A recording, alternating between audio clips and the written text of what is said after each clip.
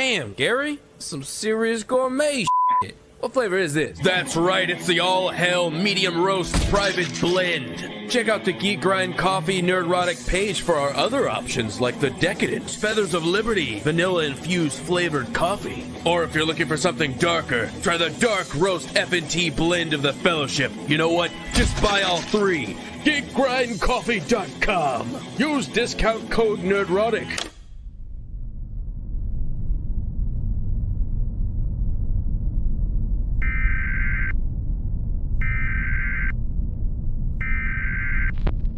Nerdrotic.com.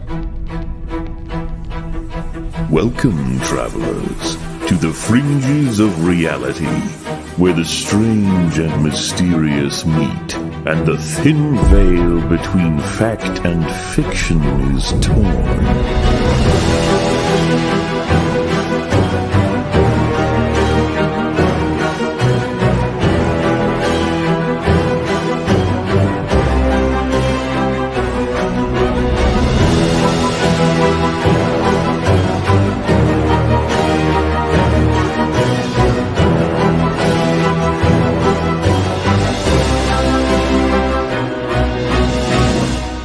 Welcome to the Forbidden Frontier.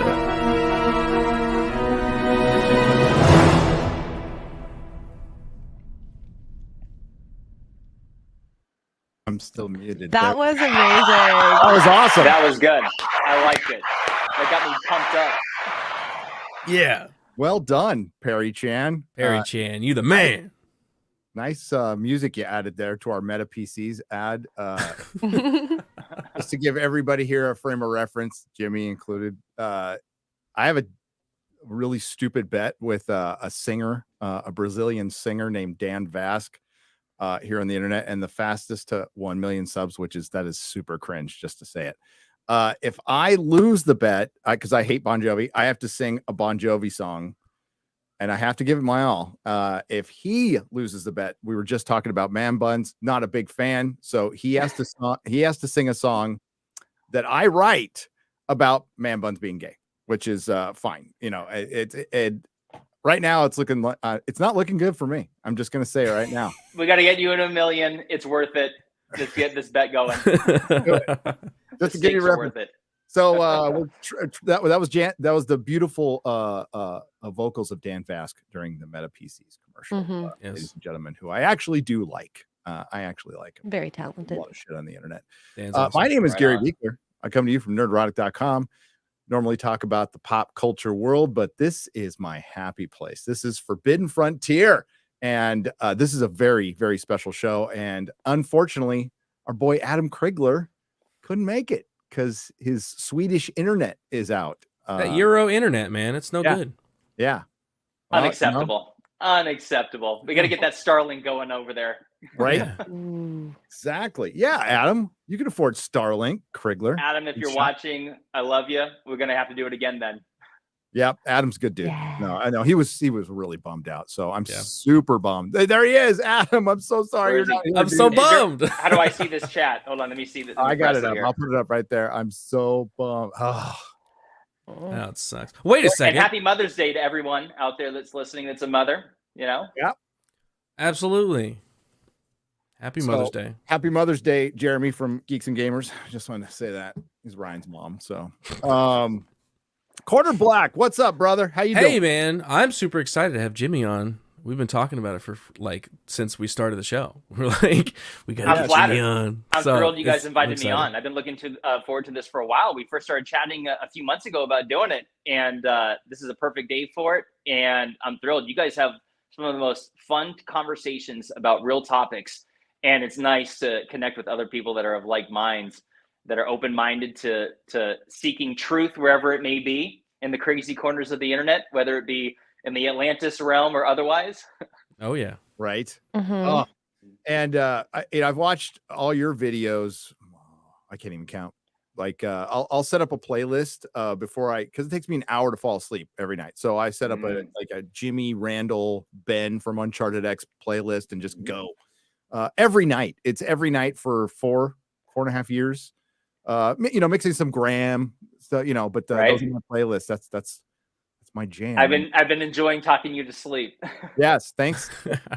That doesn't sound weird, but that's cool. But because it's true. It's true. I don't care. I am proud. No, that's right. Proud fan. We have to introduce our producer. Camera is frozen. I'm so frozen. I don't even know if you can hear me. Can you hear me? I can hear you. I can hear you. Okay, I tried closing windows and like my computer's frozen, so I apologize. But I was stealing your data. That's what it's doing right now. Yeah, so probably. It's fine. Don't ask questions. But I just started watching your videos the last couple weeks, and it's very interesting because we watched a documentary, a really lengthy movie, and a lot of the stuff that you said in one of your videos, the one that had I think like a million views, they said in the video. So you started a trend. There was like handbags in the images, the hands, the sarcophagus, the shapes of the stones all over the world, not just in one place, and ancient architecture and all that stuff. That's what your videos are really great about, like condensing something that could be like 2 hours long, a lot of detail, and you can condense it into something that's like actually consumable. I appreciate you saying that, and I must give credit where it's due. The likes of Graham Hancock and many others have inspired me greatly, and these are details, many of which, like the handbags, I learned from him talking about it. And I'm looking at this, I'm like, there is a bizarre similarity between, opposite sides of the world, from the ancient Sumerians all the way to Peru, with these handbags. And the mainstream will say, oh, it's just water buckets and stuff like that. Any culture would come up with that, and I'm like, yeah. Are they just water buckets? And if so, very specific. It's striking. It's uncanny. Yeah. And so I appreciate you saying that. I would say, did you see that thing in the Sahara Desert with the circles, the Richat structure? Yeah. I want to ask all of you, when is the first time you ever seen or heard of that thing? Oh, your video. Yeah. Isn't it wild? And I had heard about it for the first time through a little known documentary on Gaia, the Gaia network. And this was a documentary from like 2011 called Visiting Atlantis. And I first saw it and I'm like, what? I'm like, what is this thing? It's the most bizarre thing you've ever seen. And I Google it. I'm like, this is real? How have I never seen or heard of this before? And I swear, I've never met anyone that's ever seen or heard of this thing before, except for sometimes I'll run into somebody that is familiar with my videos and then they have seen it. But like, if I meet people through social events and then we get to chatting, like, for example, I was at a wedding in San Diego 2 weekends ago, or the weekend, just last weekend, actually. And I was chatting with people. We got to chatting. Oh, what do you do? And I show them a picture. I'm like, of the Richat structure from space. And none of them had ever seen or heard of it before. It's the same thing every time. And I'm like, never mind Atlantis for a second and the similarities that get me on to thinking it's the most likely site for the lost ancient capital city. But I'm like, if nothing else, from just a geological perspective, I'm like, how have I never seen or heard of this before? It's just bizarre. It gets my conspiracy wheels going. Definitely. And I believe it was your video that mentioned like it was discovered recently, like as far as I guess the astronauts could see it from space. And I guess people knew it was there. I say discovered. But you're right. Rediscovered. There's so many things that are not talked about because there's wide swaths of land that we can't go to. It's too expensive. It's too difficult. You'll get kidnapped and murdered. I mean, I love in your video, you and Graham have been really singing there is something under the sand of the Sahara that needs to be thoroughly investigated. Yes. And now that we're investigating the rainforest, in South America, and we're finding that there was a giant civilization there where millions of people lived, right? And it's been blown over. And I call the Sahara the ancient jackpot. I'm like, it's one of the least studied places on Earth, especially the Western Sahara Desert. I have articles of mainstream archaeologists literally saying exactly that. The Western Sahara is one of the least studied places on Earth because it's so inhospitable. And most people would think, well, there's nothing to see there. Who cares? It's sand dunes. Next, not interested. But now that we're learning in just the last several years that the Sahara Desert was a lush, green, tropical environment just up until some 5,000 or so years ago, that changes everything. I mean, there's legends that talk about the Nile having gone from east to west or west to east. And that was just considered like, oh, sure, but now it's like, no, there's evidence that had some of the biggest networks of rivers going horizontal right through the whole entire Sahara. And so I'm like, well, obviously people would be there. And so it's one of those things. I'm like, how was I not taught about this? That's the one thing I always go back to on my channel is I like to share things that I'm like, as a nerd, I say that I'm a nerd. That's a term of endearment. I think nerds are cool. They run this world. Not all nerds are good. Bill Gates is a nerd. Bad nerd. Yeah. And so I'm like, nerd is a term of endearment. I like to look into things. I'm not into celebrity culture. I like some sports. I like baseball, but I haven't watched it in a while, if I'm being honest with you. And so I'm like, I like looking into nerdy stuff. And so it's like people like Graham Hancock and Randall Carlson and others that I look up to and have found to be like the real cool kids, right? And so it turns out the internet has connected people like us and millions of others into these nerdy topics, as I say, like studying past Earth environments in the middle of Sahara, Africa, thousands of years ago has brought millions of people together somehow. Well, right? Like if you have an inquisitive mind and you grow up, you go to school, you get out of school, you go to college, you get out of college, and then you're still finding out these little tidbits of the world that you were never taught. It's fascinating, and it makes you want to dive in deeper and find out what is under the Sahara. Throughout my whole life, it's been kind of just, like you said, it's just sand. What's there? Well, there could be something there. We're finding new stuff all the time. Right.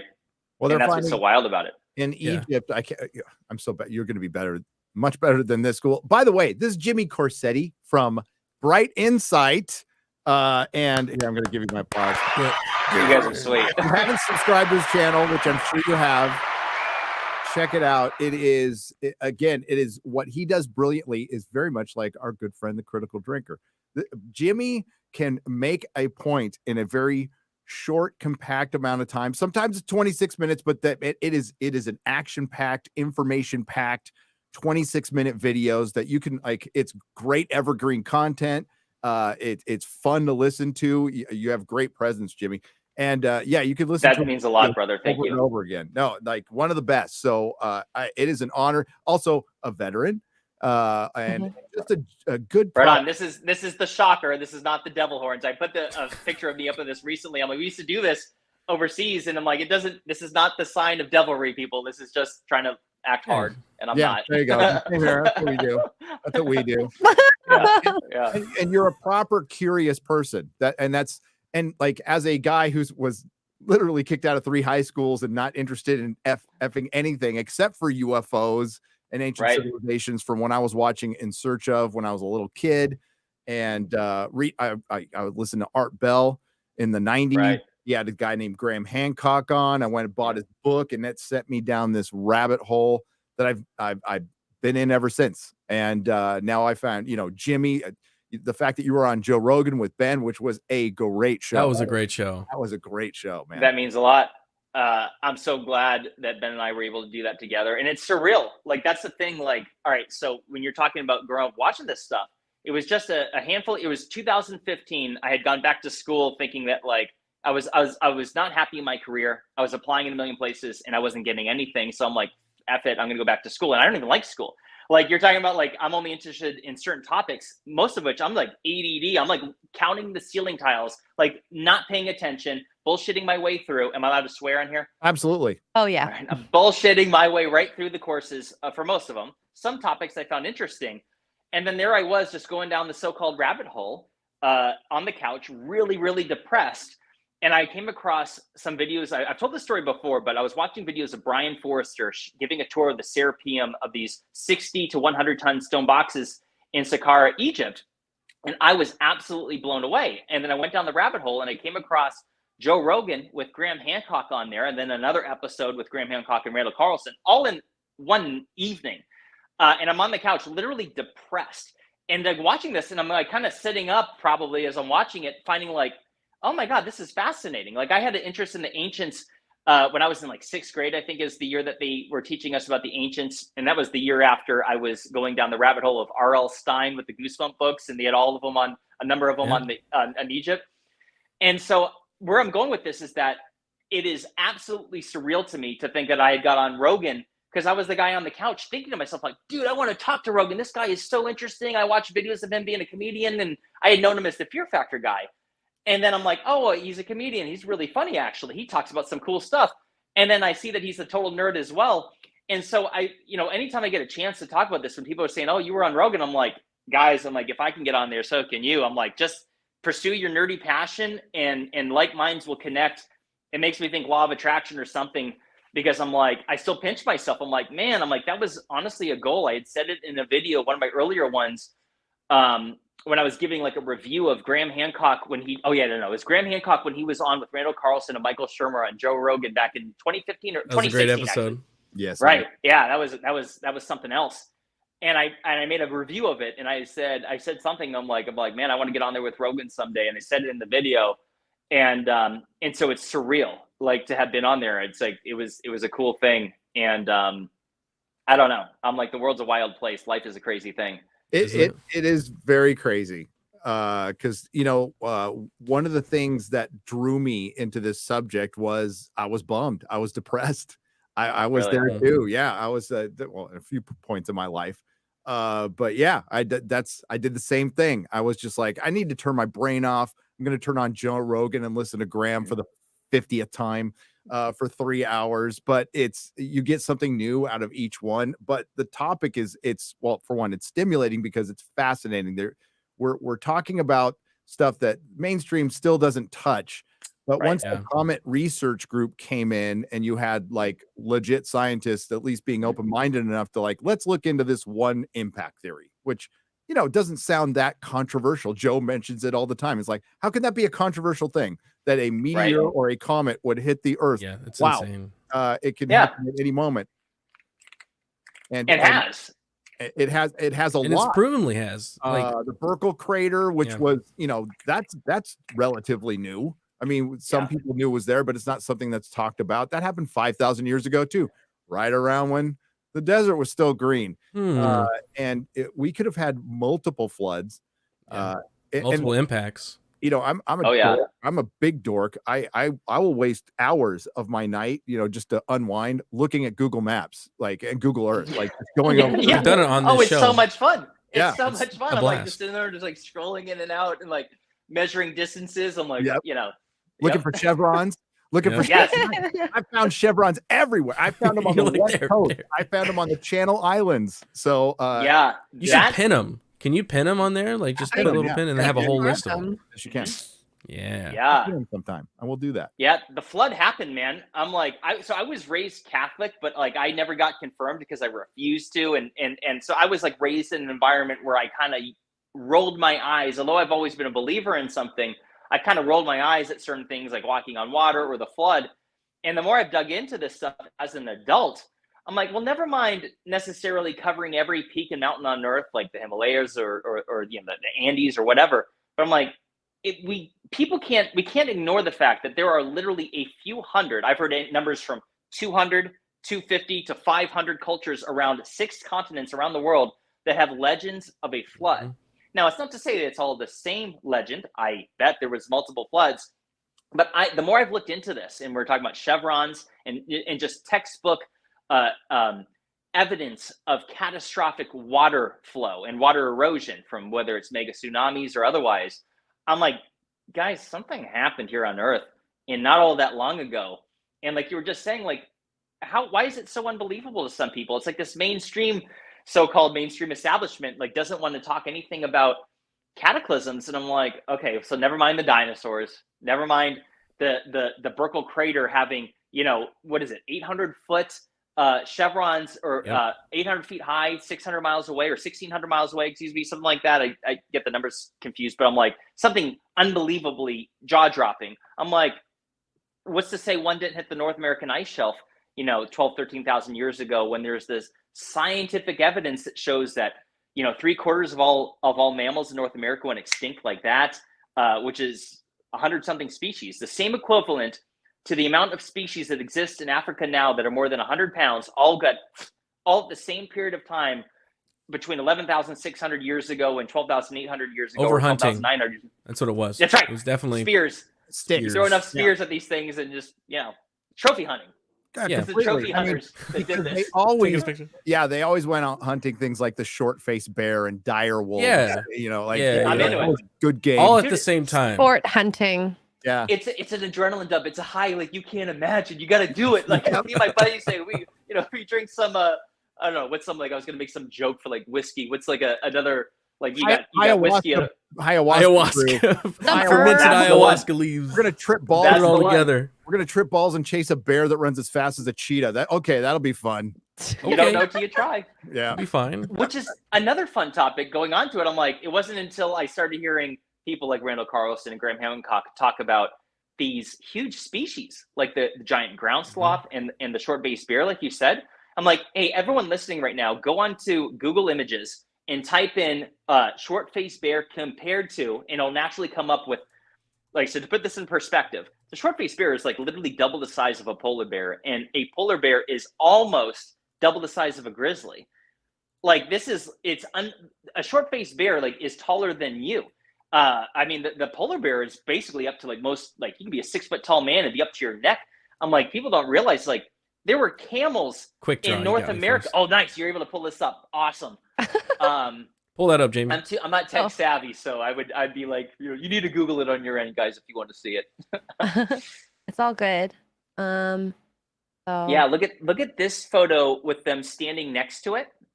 Like this one. The one with the gentleman with it the on its hind legs. Yeah, or to the left of that actually. That's a good one. But that one. The one where they're standing. The right there. bear's standing straight up. Like this. Far left, second picture down from the top. Go up, X-ray girl. She's Canadian. Boom. Sorry. Look at that. She's Canadian. That's so fun to hunt.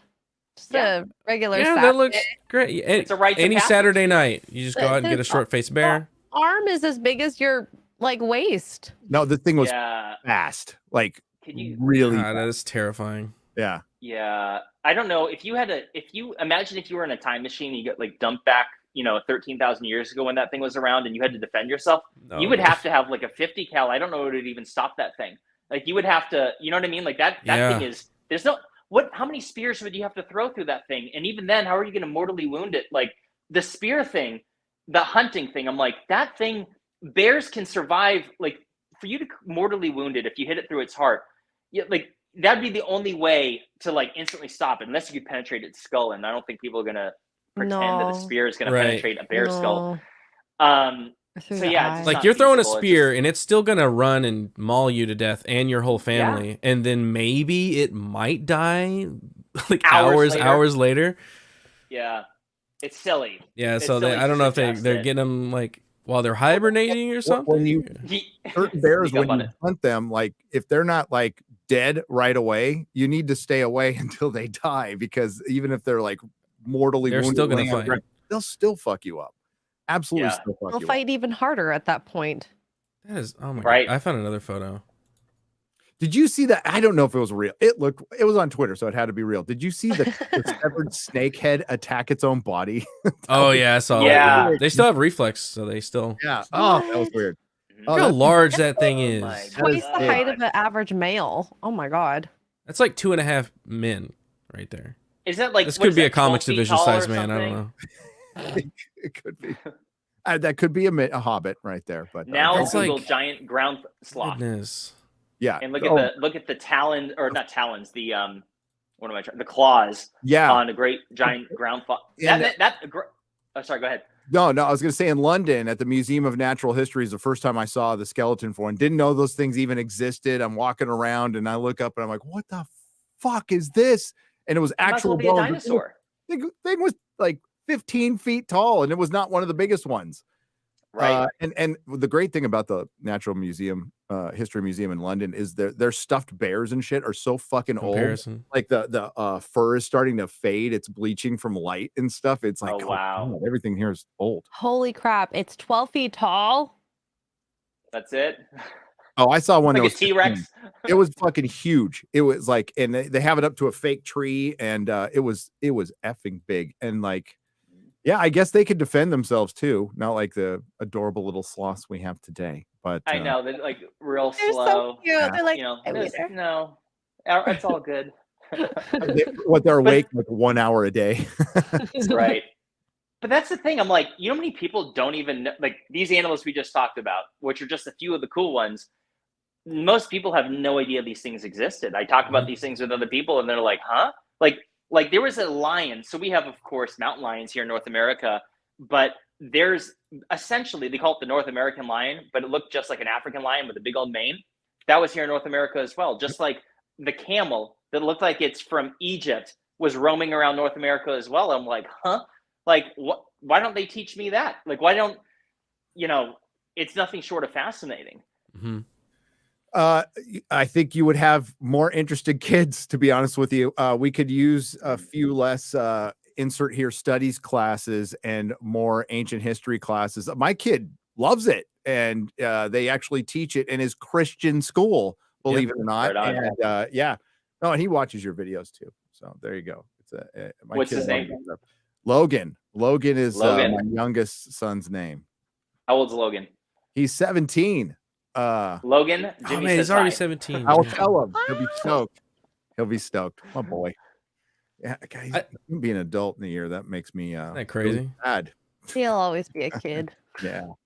Yeah. Right. Right. Here, let me get so have you all seen the video of the sloth waving the guy? Oh yeah, the guy from the road melts the heart. That's right. The guy who saves him. We've all seen that. That's gold. I know people, I love that your videos it's a journey, right? Because there's a thread through all your videos. You can see like each thing you're uncovering. It's still connected, so you can what's up? Oh, okay, that's my wife, by the way. Comics Division just texted me. He said, I heard that. It's a friend of ours. We make fun of him for being short, but because we're just mean. Tall in his heart. So I love that. Like it really started with, what you did was you talked about Randall and Graham's hypothesis with others, and you broke it down. And then you found the Eye of Sahara, and then you started looking into it very seriously as possibly a place for Atlantis. Maybe the Atlantis was an empire. We don't know. I know Randall's views on it, and like I'm open to both. But I really loved what you and Randall picked up after watching he watched your video first, and he picked up on, there could have been, looks like there was some water flow here. And and then you start looking at certain places. For one, there's also meteor impacts, not super close, but in that general vicinity. They're smaller ones, but they're there.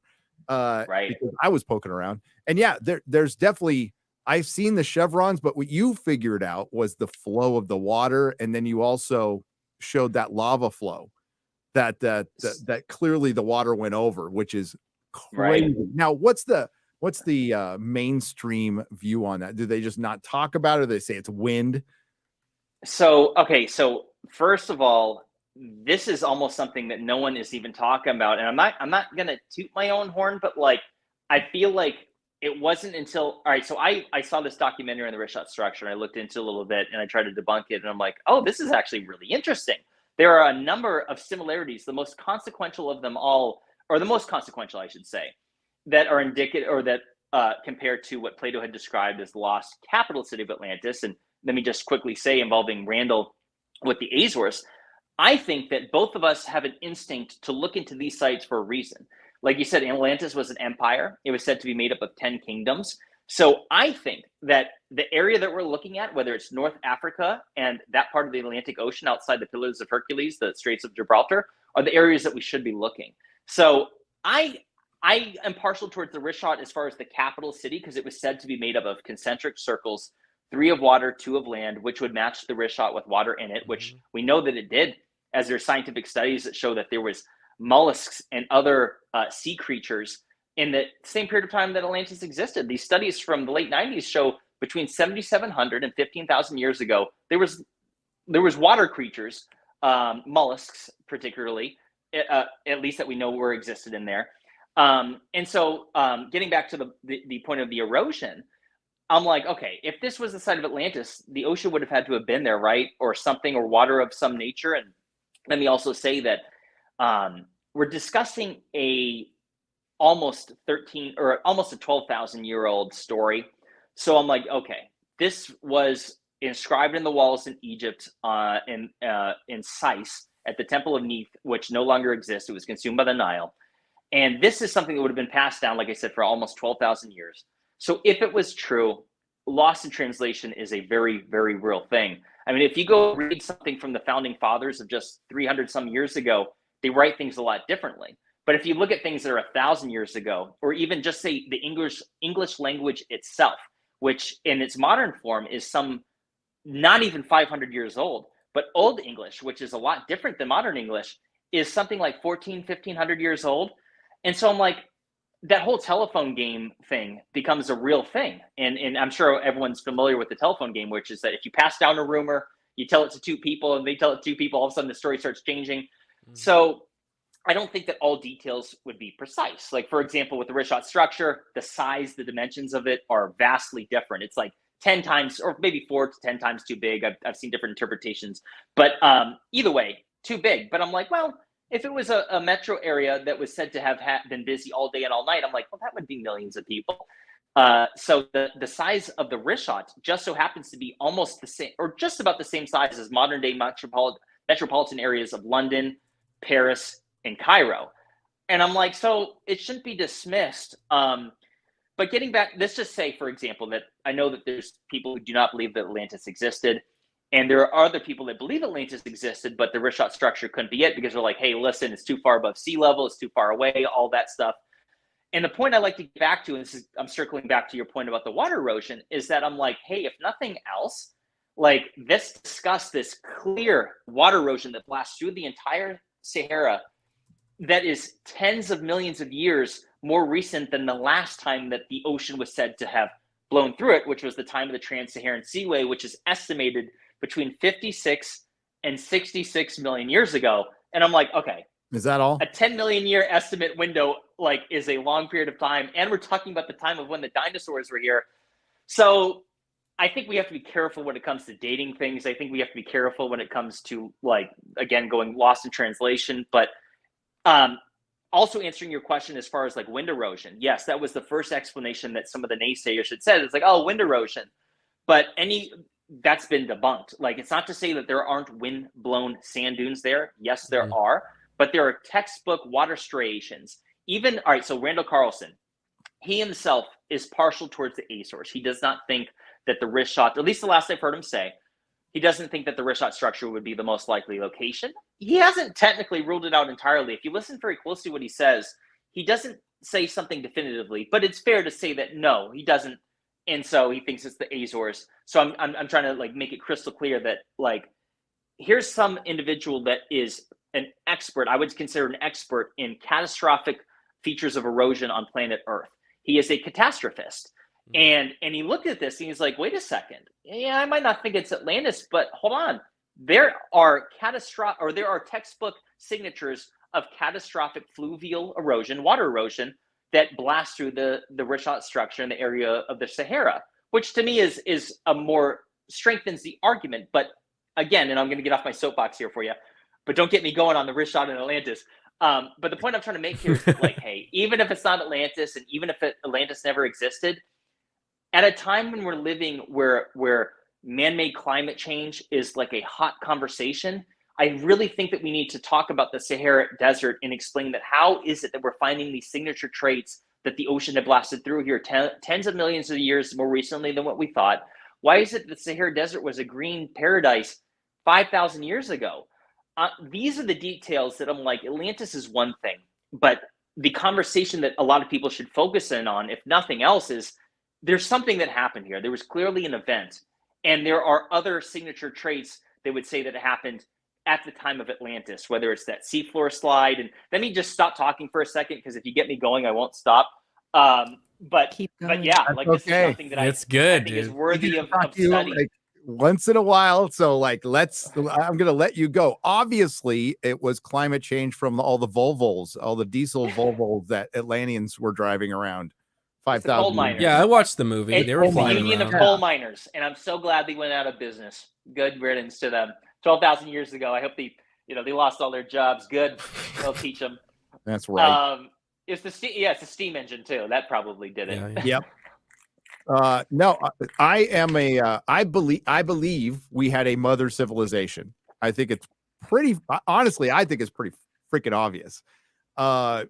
You know, there are so many similar stone structures, keystone cutting. I mean, we can go on, and we've covered it, and we will continue to cover it. Right. There's just no way that humans could independently come up with such, especially in the megalithic area, where we see, like, much later there was still some good stonework, but not quite as good as that old stuff, which is just polygonal. Looks like they could just, like, it looks like they made freaking marshmallows out of them, you know, like perfectly. There's no space between them. Put a hair in between them, you know. Right. Like you mentioned Brian Forrester, he's another guy I followed the rabbit hole down. I love that guy. And he's a gentleman. He's super sweet. I've traveled with him to Egypt and Peru. He's a really good guy. I really like him. Oh, that's awesome to hear. That's awesome to hear. I think he's hilarious. He was on an LA Marzulli. I watched all the Watchers. He's on like episode 6, which is like absolutely one of the best ones, because that's where Forrester takes you out to this this desert. It's kind of like I don't know if it's a beach or a desert that's been grave robbed to hell. There's freaking bones laying around. It's private land, so there's just human bones everywhere. But there's a bunch of he's still picking up elongated skulls there. So there's a whole episode of that. But like, he's also like, I love how he's like an Uber hiker, and he's acclimated to 10,000 feet or whatever. So he's blowing everybody. Yeah. Everybody's like freaking dying, and he's like, got a cigarette hanging out his mouth. He's going up, you know, he's at 12,000 feet. You know, when everybody else literally, that's what he does. I was literally standing outside of Sacsayhuaman with that polygonal stone wall at 11,400 feet or so, I believe, and he's smoking a cigarette while giving essentially a lecture on the site. And he just he lights it up like it's nothing. I'm like a total badass. I think he's a vastly misunderstood individual. He is a gentleman. He is so sweet. He has ideas that aren't necessarily in line with a lot of other people, which is something I respect. Like I think that he thinks that a lot of this stuff is alien.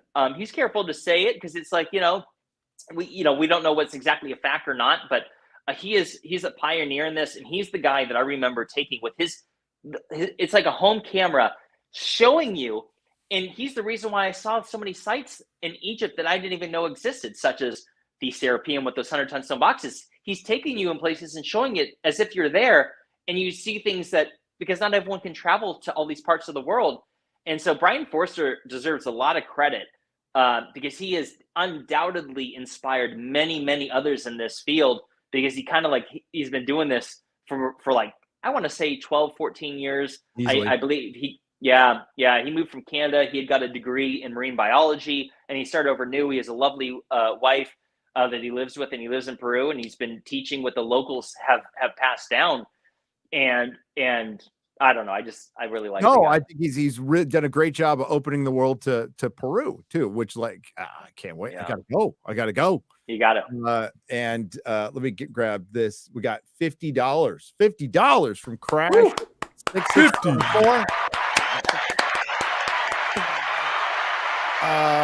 Randall makes a better case for the Azores being Atlantis. That structure looks like an impact crater, but it's not. It's not an impact crater. It doesn't look like an impact crater. It's spherical. Not spherical. It's a circle, but it's not impact. So here's the thing. This is the one thing, is that the Richat has been studied so little, but the one thing that has been studied for is that in the 60s, he went out there and took samples to analyze that. What they had thought that it was probably an impact site. Yep. And they found no signature traits of any kind to even suggest that it was, which makes it pretty wild. I will also point this out, and then give a shout out to David Stig Hansen, who's this gentleman who's been out there twice. And he pointed out that, the Richat structure is significantly bigger than other volcanic domes throughout the world. And I bring that up because they say that, okay, it's a collapsed volcanic dome, most likely. Any fair scientist will say that's the best guess. They will acknowledge that it is mysterious. But the point that I'm making here is that I've seen other photos. I've scoured the internet of other collapsed domes around the world. And although you can see like a similarity from the standpoint that there's like something collapsed and like there's an outline of it, zero of them have any type of similarity compared to the Richat at all. They're not circular like that. You don't have the multiple concentric circles. For people to say that it is a most likely to be a collapsed volcanic dome. The point I want to make here is that, well, it's like no other anywhere else on Earth. And I'll point one other little thing out that I haven't shared in any other video yet. I saw in a comment that someone made and like, hey, is it just me or does the Richat structure look like a whirlpool drain? And I'm like, if the water had blasted over it, like I suggest, when you look at like, say, Randall Carlson's teachings on how like you can have these holes, I forgot the terminology of it, that when you have strong flow of force of water, and there's these little pits in bedrock, in granite. Yeah, it's nuts. Right. That's a good. And the Richat, it's just kind of, there's something so bizarre about it. And to the gentleman that just donated, said that Randall had gave a better case for it. I'm like, hey, like, I think that there is a lot of similarities on both sides. I think Randall presents an excellent argument for it. For me, the part that gets me so hung up on the Richat, I'm like, hey, it's got them circles, 3 of water, 2 of land. It's got the opening to the sea at the south. It's got the red, black, and white color stone. It has mountains and a river to the north. The mountains, which just so happened to be titled Atlas, which was the first king of Atlantis. And this river, the Tamanrasset River, which no longer exists, but did exist at the time of Atlantis and originated from the Atlas Mountains. And so I'm like, I don't think people should dismiss it just yet. I think that the important thing here is that it be studied further and not to rule anything out. So if it was up to me, like if Jimmy was the king of the universe and I could like just, fling a wand around and decide where funding was going, I would say that there are things that should happen simultaneously, which is that there needs to be under seafloor excavation and analysis of the Azores, as well as off the coast of West Africa. To me, I'm like, it's not just one or the other. That's silly. Like there's an abundance in this world and there's enough abundance to go around. So for me, I'm like, just study everything and let's get going. Let's bring our cameras out there. Let's throw some drones down there with some cameras and some lights and let's take a look. And then let's do some drilling. So for me, I'm like, I think that everything should be studied, and something tells me that we're going to learn something one way or the other at both sites. So and I love it. That's where Crash absolutely agrees with you. But he follows it up by, it looks like an impact crater, but hey, by all means, go on an expedition and run ground penetrating radar through there. Easier to check because it's not covered in 500 feet of water. And I totally agree. And that's what you said. Absolutely. Study it all. That is one of the most fascinating things for me is the water levels, how they've changed over time and how people gravitate towards the edges and the coastline. All of our massive cities are along coastline. And what that would mean for a civilization if the water suddenly jumped. Dude, our world is completely different. And Randall and Jimmy have talked about it a ton. There was 10 million square miles more of land. Right. Like going low on that estimate. Our coastlines went out miles. And so just because the water goes down 400 feet, a lot of the shelf stuff is pretty shallow. So it would be different. Like, Randall mentioned Georgia was boreal forest, and you can find a lot of those trees in the water now. So it was a completely different planet. Totally. And every environment would be different. Every ecosystem would be different. Everything, like Texas, would be completely different. Yep. It's impossible to describe. And that's the thing, because it's like that means that the Gulf streams or the ocean currents would be different, which the ocean currents influence weather more than anything else on Earth besides the sun. And I'm like, that, and to me, I'm like, that might explain the Sahara. I believe like maybe it involved, actually, I'll be honest with you, I'm really big into this pole shift theory. I've been digging into it. I'm working on a video on it. But I'm like, well, it definitely happened at some point. I mean, they've got like scientific evidence that they found in the lava, in the ocean crust. Yeah. So that's a wild one too. That's a whole rabbit hole in itself. So to me, I'm like, when we talk about if the Earth's the Earth's currents changed, like that is in itself, I'm like, whether it's the Sahara and they're trying to figure out why it went from green to desert, I'm like, I don't know. Like when you say that this Earth was different, I'm like, I think I'd almost wonder if we could go back in time and then look from a satellite view down, I almost wonder if we'd recognize this place. I want to believe we would. I don't know how far back we'd have to go not to, but I'm like, dude, I live in Arizona. I'm an hour and a half from Sedona. Are you all familiar with Sedona, Arizona, with the red rocks? Very. Yeah. So that's like 4,000 feet above sea level, and all of that's red because it's iron oxide. It was under the ocean at one point. And now they say it's like hundreds of millions of years ago, and maybe they're right. I don't know. I'll be honest. I think that a lot of things are more recent than we think. I think that in the future, dude, I was flying over the Grand Canyon not long ago, and like, have you guys flown over the Grand Canyon in a plane like at 35,000 feet? Yes. I know. I haven't. What do you think about that? It is insane what it looks like from 35,000 feet, by the way, from a plane. Yeah. You could go like get the satellite photo of it. And, I just took the word of science and everything, but we were just talking about my birth mom, used to be a ranger there, and she doesn't believe any of that shit. She thinks it's way more recent. Yeah. She thinks it's she's more of on Randall and maybe your side, that it's far more recent. She's the one who put it in my head that, when she worked in Arizona for so long, looks like the entire state looks like it got rolled over by water. So that's the thing, because of like the likes of Randall Carlson, who I adore so much, and sharing these awesome signature traits of catastrophic water erosion, you kind of start to pick up on things to look for. And that's how I learned about this Sahara erosion. Like, I'm not, like I said earlier, I wasn't trying to toot my own horn, but I'm like, why is no one else talking about this erosion through the Sahara Desert? So here I am flying over the Grand Canyon, and I'm looking at the entire landscape, and you can see at 35,000 feet, you can see for hundreds of miles on a clear day. And I'm like, all right, so if the North American ice shelf covered a vast portion of North America, and it obviously melted and went certain paths more than others, I'm like, honestly, it looks like it blasted through Arizona as well. And I have this feeling, and I know that they ain't worth shit, but here I am. It's Sunday. I'm on a podcast. I'm not writing science papers here. But something tells me that, like, I think the Grand Canyon happened in an event as well. And let me give a quick shout out. I don't know if we'll ever know about it. Very few people. I think it's a very small. Go on Instagram and look up God, I'm going to screw it up. I should probably. All right. Genesis was history, something to that effect. And it's these Christian gentlemen who are geologists that study, and they're really into the Grand Canyon, and they've presented a really interesting case that corresponding evidence that suggests that the Grand Canyon was indeed carved out in a catastrophic event. They credit it to the biblical flood. But I'm like, some of their stuff, and I've looked, like, they don't follow anyone. They don't follow Grant Hancock or Randall. They are definitely doing their own thing, which is probably a good thing, because they will come up with their own conclusions where you're not influenced by others. But they presented some interesting insight to show that, like, whether it's various fossils they found out there that clearly were consumed and buried like this under vast portions of the earth.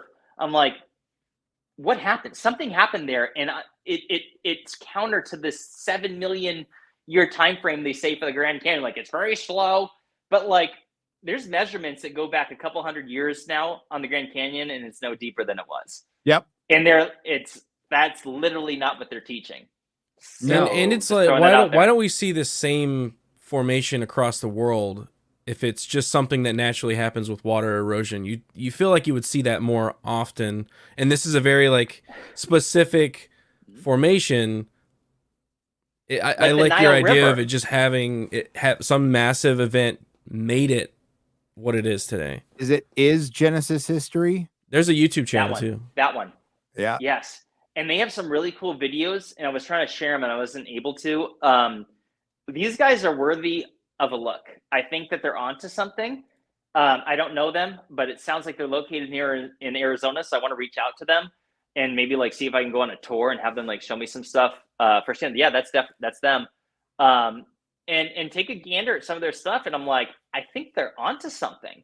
However, we know that we live in a time where if you say anything that's biblical related or religious related in any kind, you'll be dismissed. There is even level-headed people that'll be like, oh, okay, well, they're too religious for me. I'm not even, they just ignore them. And it's like, give them a look. I think more and more people are becoming open-minded, but we know how the world works. And a lot of people, if you come across as a believer in something, people will just dismiss you. Yeah. Right. Screw that. I want the truth. So, you know, like Velikovsky, a lot of people were, you know, not that fired up about his conclusions, but what he set up set Graham on his path, set Randall on his path, which set all of us on our path. I went out and bought the first prints of his book. I think they're freaking awesome. But right on. And like that guy set up some crazy stuff, you know, and even Ancient Aliens. We got to thank Ancient Aliens for getting way more people into this who are like, well, maybe I won't go as far as the alien thing, but man, showing all the ancient civilization stuff was awesome. And I think that opened the door too. I think that got people ready. We saw the path, like Ancient Aliens happens, my boy Giorgio. And he's a great guy too, by the way. I've heard I haven't chatted with him personally one-on-one. We follow each other, but I've heard he's a complete gentleman, a very nice individual. Everyone that's ever worked with him, and some of these show business people are freaking weirdos. And like anyone I've heard that's ever interacted with him said he was an outstanding guy.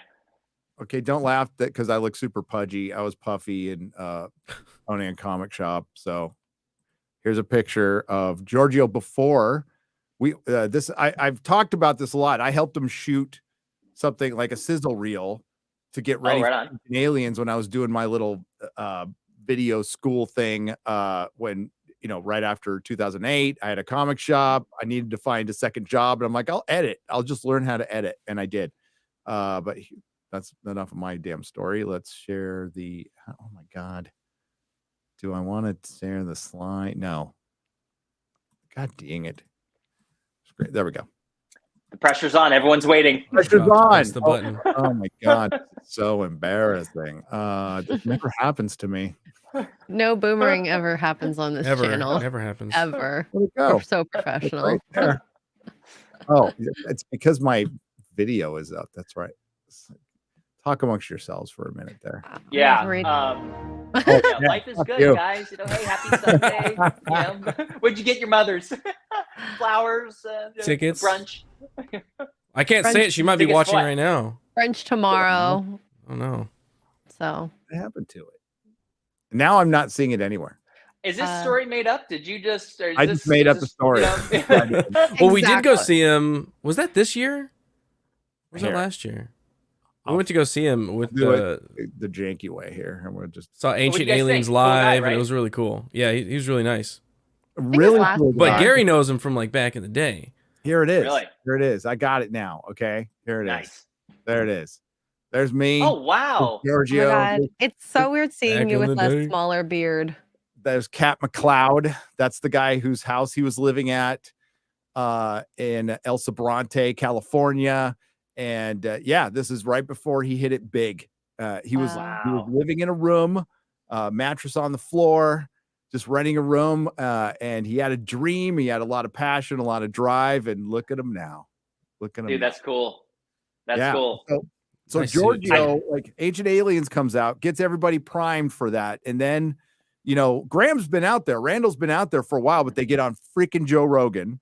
Right. And then you start. That's how I learned about it. And it just like it opens the floodgates on this. And because this subject had died down, Jimmy, it was around. It was around in the 80s and 90s. I listen to Art Bell every damn day. And it just kind of died out. It fizzled out. Even Graham said, I stopped writing the books because I made my point, but we could never find like what caused the Younger Dryas. And then the comet research. Well, Gobekli Tepe happens, which gets discovered in the 90s, but not really talked about till much later. And then the comet research group, and all of a sudden it fires everything up. And we've got something here. Like I really believe there was an ancient cataclysm, maybe multiple ones. They're recent. They happen often. It's something, and people might even ask, what's the point? What's the point of knowing this? How would you answer that question, Jimmy? Is like, well, who cares if we know this stuff? Well, because when the sky's on fire and the end is here, I want to be like, I called it. I knew it. Yes. It's like coming at you. I knew it. Right. Torch. Yeah, you know, by the way, I had made a tweet a while ago, maybe 6 months ago, and I had said, this is during the time when Graham Hancock's Netflix show Ancient Apocalypse had come out, and he was under a ton of scrutiny. And I said, excuse me, arguably no one else on Earth has brought more attention to the mysteries of lost ancient civilizations than Graham Hancock and Randall Carlson. But I must give credit to Giorgio because I'm like, well, he's one of them too. And I will admit, one, I don't have cable, but I never really watched Ancient Aliens. I've seen a few episodes, but there I was in Chicago in my hotel room. This is years ago. And I was getting ready to go out to dinner, and I'm just like hanging out in the hotel room, just waiting off time. And I'm like filtering through the channels. I don't watch a lot of TV, but Ancient Aliens was on. I'm like, all right, let me see what's going on. And it was on Baalbek. And I'm like, I'm looking at this, and I'm like, at the Trilithon, involving the Trilithon stones at Temple of Jupiter. And I'm looking at this, and I'm like, what is this? And so I'm like, that's how I learned of Baalbek and the Trilithon stones, because up until like I went on to make a video about it. And this is like 2017 timeframe on YouTube.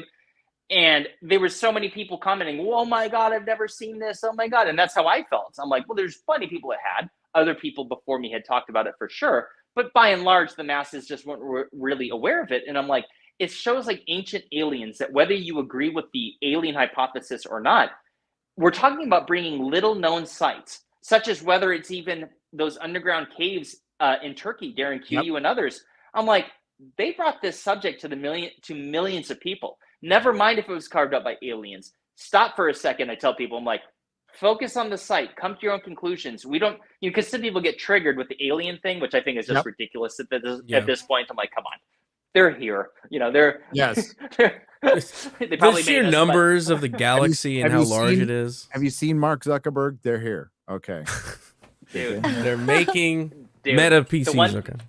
The one thing I meant to ask Rogan off when I went there a few months ago, I was going to ask him when we weren't recording, and I forgot. Like, I wanted to ask him, like, hey man, what was your gut impression on Zuckerberg? Because he went on their program, a few months earlier, and I wanted to ask. Like lizard. Yeah, like honestly, robot. Rogan is a sharp guy, right? He's like good instincts and a good read on people. I want to be like, hey, like in the bathroom, like be like, hey, so like, come on, is he a droid? Like, what are we dealing with here? Just like, is he just this nerd? Like, tell me. But I forgot to ask because there's something off about that one. But there is something very weird off about that one. Yeah, but he likes tasty meats though. Yes, he does. You saw that clip? Yes. Oh tasty meats clip. Anyway. He love you, Zuck. Hey, Zuck, invite me over for dinner so I can like figure out if you're an alien or not, and I can tell everyone else. And he's like, there's a damn good movie about him, which I think has a great lesson about business and how you what it takes, and also what not to do. I love Social Network. I think it's I learned a lot from that movie. So let me just say, the one takeaway, and I want to tell people, is that those two twin brothers, I forgot their names, but like, he stole Facebook. And although he did so in a manner that wasn't illicit, what he did was unethical and immoral. And that's the reason why he had to pay out those twins. It was like, what, $350 or $330 million. And I'm convinced that their lawyer, I bet you because the lawyer violated the NDA by sharing that detail. And I bet you anything, because of ego and other things, I bet you anything, like, hey, we'll give you a few million more dollars, because he lost his license over it to practice because he violated purposely. Because look into this. And I'm like, why? Because it proves, like, dude, he stole it. What he did was it wasn't just a dick move. And although it wasn't something to get him charged with the crime, because technically these brothers were a bit foolish and they left what he did, he could do what he did, and he did. Yeah. But like in any realm, if any of us did this with each other, we'd hate each other. It'd be like, wow, you literally fucked me. You took advantage of me, you manipulated me, and then you betrayed me, and you're what I would call a back shooter. Like, you are a scoundrel. You did me dirty. That's what he did. And so I'm like, I shouldn't say this, by the way. I know through a third party of someone I shouldn't say this, but because like he's like crazy obsessive. I know someone, I went to high school with somebody that worked for him. This is years ago. They haven't worked for him in more, I shouldn't even say this. It's been a while. Yeah. So this person's desk was arm length away from his for a period of time. This person said that he is incredibly insecure, that he is somebody that the second he gets any wind of you not liking him or not approving of him, he terms you. He'll find a reason to performance you out. I just want to share that. That doesn't surprise Alien. me at all. See, he wears the same clothes every single day, no matter what. Very weird. Yeah, it's kind of a weirdo thing, right? It's like, weird. although props to him for not wearing a suit, I'm like, all right, he's a billionaire, right. don't give a shit. I'd props, but like, yeah, there's something off about that. That very off. He bought like I can't remember if it was 4 or 6 houses in the Mission in San Francisco, and then surrounding him, and put huge walls surrounding him and fucked up the neighborhood. And how are you going to do the human sacrifices without those? Come on. You can't have people watching you. He needs his meat. Gotta play Moloch in privacy. That's I would like to meet him though. I'd like, there's a few people I would like to meet. I'd like to meet him. I'd like to meet Hillary Clinton. I'd like to meet, there's a few others, but I'm like, I'd like to just get a read on these people. Cause like, I think that they're scoundrels, but like part of me wants to like have a sit down and have a cocktail with them and be like, just kind of like dive into them. Cause I'm like, I know what they're doing. I know what they're up to, but I want to just like bounce them. I want to be like, hey, like, why aren't you like living in an all-inclusive resort right now? Like driving jet skis every day, eating at the buffet. Like, what is it that drives you? Yeah. You gotta look in them in the eyes, the doll's eyes. Yeah, that's what I really want to kind of figure out. Like, because like maybe he's not like I could shit on Mark Zuckerberg right now, but like I haven't walked. This is something I tell people. I'm like, if you haven't walked through somebody's shoes their entire life, which is impossible, because like you meet all of us, everyone listening, no one has walked through your shoes your entire life and have experienced tens of millions of experiences within themselves, right? Like because every little thing influences you as you go.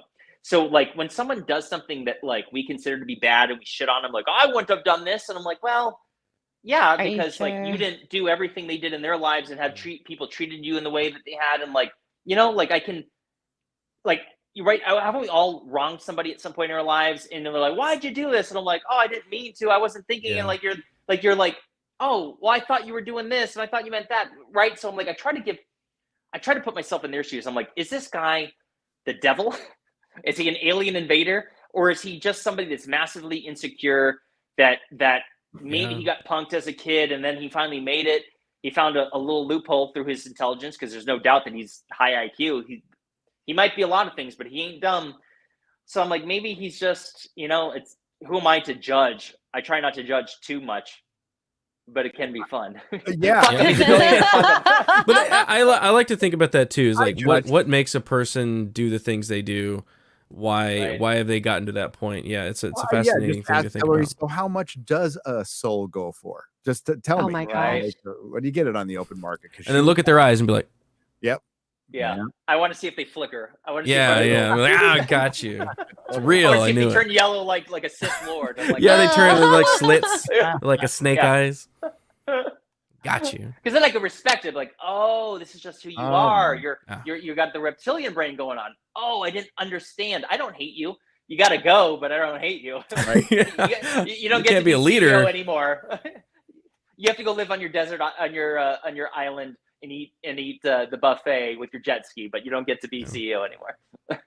Laura Lynn Lance is simping for Jimmy for $3. Jimmy, you rock. The Eye of Sahara. Hugs. Right on. What up, Laura? What's up? And WG has gifted 5 Nerdrotic memberships for $25. WG's good friend in North Carolina. Love the new intro. Awesome. Hail Forbidden Frontiers. Hail Bright Insight. Says Tricky for $20. Thank you. And this is so brilliant. I'm having so much fun. I'm having fun too. Yeah. Oh yeah. So where are you at right now? Because I know you're probably working on another video. And like, tell us real quick if you can. I mean, you don't spill the secret sauce or anything, but like, what's your process? Because obviously there's a lot of research that has to go into it. Like, sure. Let me share a few cool things. Yeah, so I had some cool opportunities that came up in the last few months, and let me just share. Now, it's premature to share, but I'm on a podcast, and people want to know what's going on, so I'll share, even if it's premature and these things don't materialize. But I will be doing a television appearance involving the Richat structure. I'll wait. I'll declare that once it's time, because I've been down this avenue before where it didn't even air, and I'm like, what just happened? But however, you were mentioning sizzle reels earlier, and I'm in the process of finalizing that for a docu-series to be pitched to the major streaming services involving going to the Richat structure. Now, I shouldn't share that yet because like it could never be bought. People that like, I'm not a television guy, but what I've learned is that like this is such a complicated process where there's so many things that have to get in line for it to ever even see the light of day. They could film the whole thing and vast resources be put into it and still never be televised. So like it's premature to really dive into it. What I will say is that I am somebody that has a very strong I don't know how to put it. I don't like being edited. I don't like creative editing. I don't like people because like whatever you say can be twisted. About that actually, we're gonna edit this whole thing. We're gonna edit more out of this, by the way. Sorry, I didn't mean to. I meant to tell you about that. Jimmy does not believe in cosmic impacts. They don't happen. The Sahara is a desert, and it's man-made climate change. You better get on board. The Earth is flat. No, sorry. Yeah, big time. I've done the research, bro. Look into it. Yeah, trust me. But what the process is that if this works out, I'm a executive producer of this, and I have a say. I have a veto power to some extent involving the creative process, and so with that comes a very special process of ensuring that like this is something that I really like, and if it turns out you might see it someday on something. So I've been working on that for the last couple months. It's been like a process. It's involved a lot of different things. I wanted to share my followers who may be watching this something that because I'm very excited about it. But I am working on 2 videos now that I want to share. One of which, let me give a shout out to an awesome guy named Mike Collins. He has a YouTube channel called Wandering Wolf. I just made a tweet yesterday involving he went out to a site in Montana called the Sage Wall. Look him up. He is someone that's worthy of growing his channel. And this site is so bizarre because it involves polygonal walls that we were just talking about, how they connect across the continents. Give that a look. We've talked about that wall. Adam found it. And yeah, we've talked about that. Adam found a video or a picture of it. It was a couple of months ago, right, Adam? Then it's from Mike. It's from Mike. Yeah. And I was like, I'd never was this video heard of this. We need to go to Montana right now.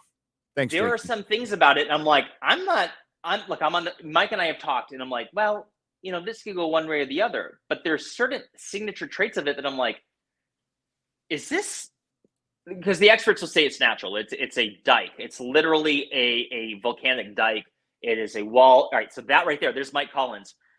And I'm like, this thing wasn't even known about until a handful of years ago where it's on private property, which is one reason why it's not known. It's on Sage Mountain. And there's this gentleman and his wife that owns the Sage Wellness Center.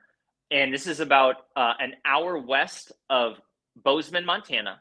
You cannot just show up to it. You can make a reservation. It's $40 a tour. However, I hope that the gentleman that owns it will increase that because I think it's worthy. Hey, man, charge at least $50 for a tour. Yeah. But they didn't know about it till like 6 or 7 years ago because it was covered in foliage and trees fallen over. He had to clear this out. He didn't even know this was there. And Mike took some outstanding drone footage. And there are some things. There's these nubs on it that we've seen in other ancient sites across the world. Keep going, and you're going to see some stuff that I'm like, maybe it was geoengineered. I'm not saying that most of it isn't natural. What I'm wondering is that could it be something that was natural that was geoengineered in ancient times? Scroll around. You'll find some better shots.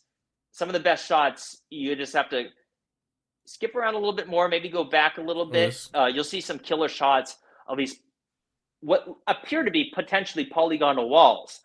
That's crazy. And he has a couple videos on this. So I'm working on a video on that, and we want to go out there together. It looks like it's going to conflict with my schedule on something where I'm going to do some filming, but all right. So right there from above, if you scroll in, you'll see the gentleman to the left of it. This is a straight wall. And there's a few other shots that you'll see if you scroll around that will show you the nature of the polygonal structure. And I'm not here to declare that this is man-made, but I can't rule it out. And the implications is that if that thing was indeed somehow geoengineered in ancient times, guys, this is on the slope of a steep mountain. This is in the middle of nowhere of Montana. That is not some. Yeah, look at that. So like you can't see what you're looking at from right there because like it's covered in the foliage, but like you get an idea what the environment looks like from this shot. And from satellite imagery, I brought it up and I couldn't even identify it from satellite imagery. I couldn't even see the line because the last time that the satellite photos were taken were before the foliage was removed. So it's literally invisible. And I'm like, if that's the case, if this was real, and by real, I mean like geoengineered, guys, that would have to be maybe before that part of the Rocky, because that's the Northern Rockies, maybe before that was formed. Now, I'm not saying that it was. This is a touchy thing. I don't want to like convince people because I don't know. Like I'm literally at this point in time, it's more than a coin flip. I'm like 60-40. I'm 60% leaning towards geoengineered because they have that. Are you familiar with the nub phenomena that we've Yeah. So you didn't see it in the clip there, but there's nubs there too.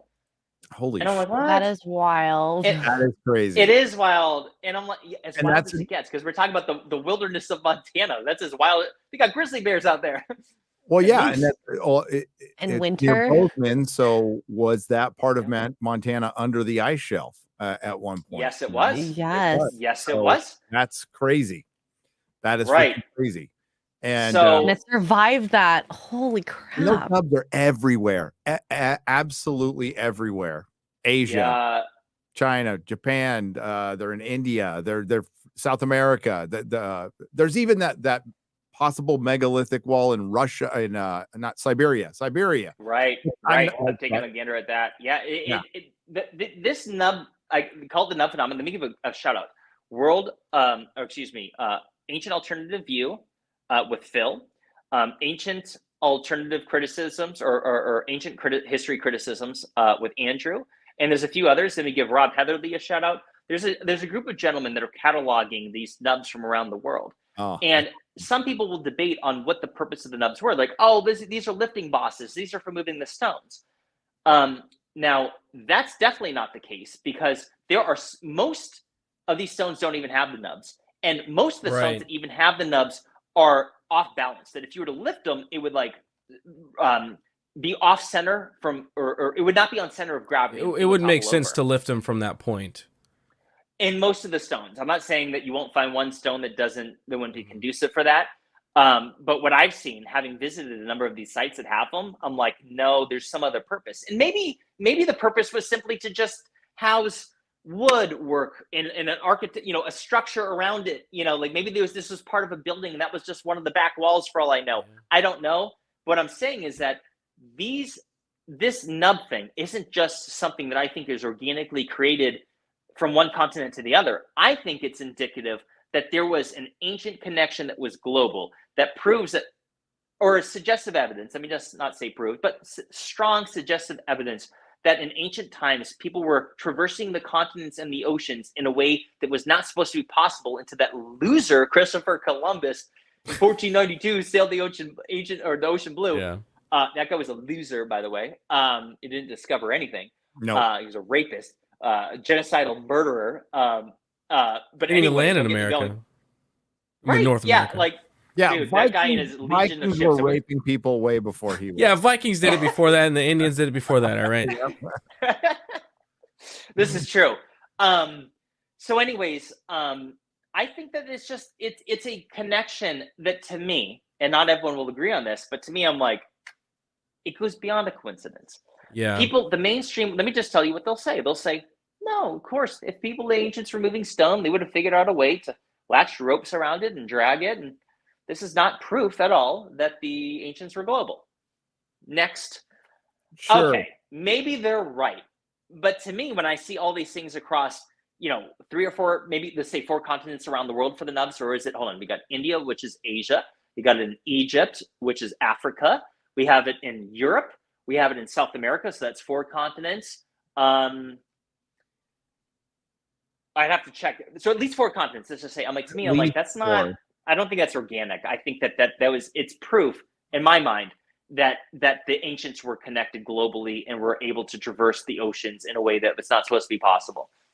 I absolutely agree. And I've always thought, I love the I forgot who talked about it, but being able to soften stone. So that was one of the possibilities, one of the theories out there. And like the nubs could just come from like a mold, like it could be anything. But the fact of the matter is they're there, and they're all like the one on the right here. That is in China. Yeah, that's China. That's the yes.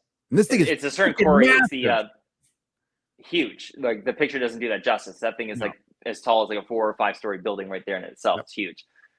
So like the legend, here's something wild I learned from Brian Forrester, is that the legend out of Peru from the locals is that how the ancients, they didn't cut and carve the stones, that they were molded, that essentially they were marshmallowed by a certain acid that comes from a certain bird that used to exist in the Andes at a higher elevation. And what they would do is they would make nests on the cliffs, and their saliva from this particular bird would essentially be acidic and soften the stone, and they would essentially burrow their way and create a nest. And that the locals, or in ancient times, used that bird saliva to soften the stone and create the polygonal nature we see today. Now, if this is true, that bird is gone. And this is nothing more than pseudoscience. There's no evidence it existed. But let me also point out to anyone listening that like this, when the Spanish came through there, the stories, this is one of the wildest things that I learned when I was visiting Peru, is the treachery that the Spanish had brought with them. Like, we are familiar with like what had happened to the Native Americans here in North America. Mm-hmm.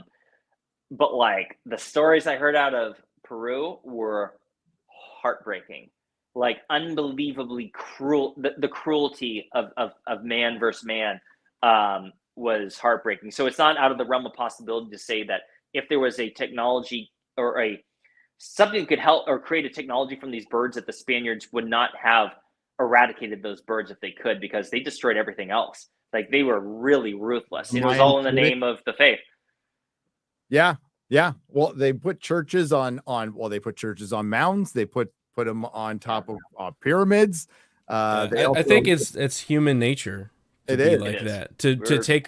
come to a new space and then say, okay, well, this is mine now. I'm going to destroy your stuff. We've seen it in every single civilization, including our own that we live in now. We've done the same thing. Every corner it's of the human world. nature. Well, can't. Oh, sorry. Go ahead. No, I was just going to say that's the politics that ruins what we're trying to research now. Like, Clovis people. Yeah. There might be one girl. I think I heard Randall mention it last night but like, other than that, there's no bones, there's nothing, because we can't dig anywhere because of that the law that was passed in the 80s. And listen, I'm not going to blame the Native Americans. The Native Americans' point of view on this is, if they dig up bones and like, it's a legit, let's just say a few promises have been broken to Native Americans. Maybe a couple. Just 5 or 20. So now if some guy or some gal digs up some bones, that proves that that's not their land. Like, now, then what? Then what? It from them now, but they would, and they had have a legit beef. Like, I get it. I get why they're like, no digging, no. But it sucks, man, because we're not finding anything out, and the Smithsonian definitely is covering something up. I don't know what. I don't know why. I think it's politics. I think it's politics that even though the Smithsonian and most colleges are to me ultra woke, ultra wacko and liberal, they're still linked to the manifest destiny shit. It's just much better packaging to me. That's the way. You need to let go of that. We need to let go of it as a Western culture. Indian Native Americans need to let go of it as like their land. Like, it's everyone's land. There was somebody there before you, more than likely. And if it wasn't them, then like, there's so much of this world that you just got to let go. And it's so long ago too. Like, it's not about us. We need to investigate it for everyone. I wasn't the one that plunged it, right? It wasn't you. Right. And I would have stopped it if I could. As Jimmy sits here today, I'm like, don't do that, right? Like, and all of us agree. Right. And so does everyone else in this world. Like, who's like in favor of that? anyone, hey, be sure to raise your hand so we can identify who you are that wants to do that. And speaking of the real quick, I had this thought that popped up when you mentioned the Smithsonian as well as like covering things up. And I'm like, I've been asked about giants. I'm like, well, maybe they existed. The conspiracy is that the Smithsonian had covered them up. Hold on, I'm losing my train of thought. Hold on, I had it. Smithsonian. Yes, yeah, it was before that. It was involved. Oh, the giants. Yes. So the legend was that. Hold on, dude, I lost it again. Hold on, I'm getting it. Hold on. Oh, it happens so much more to you the older you get, Jimmy. Hold on, I'll give you the sounder. Hold on. I got it. No, I got it. The point I was gonna make was that involving like, so it goes back to like our talking about like every single corner of the world that you'll ever find, every corner, every country, every existing piece of land that we know about today, you can literally find history of some sort of, whether it's war, genocide, or a battle, or an eradication of even just a family, like a removal of people. It's like you're poof, gone. And I think there's something to be said for this, because when we're talking about lost history, whether it's, oh, the Smithsonian's wiped away giants or anything else, I'm like, people, we have to like remind ourselves that like we're people and that we are capable of terrible things. So the point that the thought that I almost lost a second ago was I was having a conversation with someone in Egypt when I was on a tour there. And someone was asking, well, if giants existed, you know, what happened to them? And this gentleman and I were talking, and we were both on the same page, which is that like, dude, we would have fucking killed them. Yeah, they were. Us humans are really good at killing. There's a lot of stories about that. That's what we do. Yeah. Right? Like there's pictures like from South America, like from the history of like this giant they're pulling that has like, it had been like quartered, like, and like they were pulled like its intestines out. You know exactly. And I'm like, this is, dude, if giants existed, which would be dangerous, or even if they were friendly, they would be capable of being dangerous. And like that would be a case where everyone would go get their spears. If there was one creature that would have been like we would have gone spear chucking at them, take like that thing down. Right? And Jimmy sits here is like, oh, I'd be friends with the giants, right? But the reality is that like I can understand that like us humans, if we've learned anything, I mean, look at in more modern times, the hunting of the pygmy people. Are you guys familiar with this? Like in the Congo, and like that gentleman, I forgot his name. He was a UFC fighter. He'd been on Rogan talking about this. You know what I'm talking about, Gary? Yep. I can't remember his name, but I know the episode. Dude, the pygmy people exist and still did. Right. And I'm like, which brings me to like Lord of the Rings, where I'm like, you talk about like there was like the hobbits and the man and like some weird stuff. But the point is that like us humans, comics division, we have to wrap our hand around. I'm like, even just a few decades ago, we were eradicating people. You know, like the Germans were. I don't want to say the term. We know like they were highly educated and sophisticated. They should have arguably been the least likely people to commit the carnage and atrocities that they did, because smart, sophisticated people aren't supposed to behave that way. Right. And it's like, so I'm like, people need to remind ourselves, because I'm fearful that history is going to repeat itself, like as intolerance and as people can't listen to each other, that like us as people are capable of massive destruction.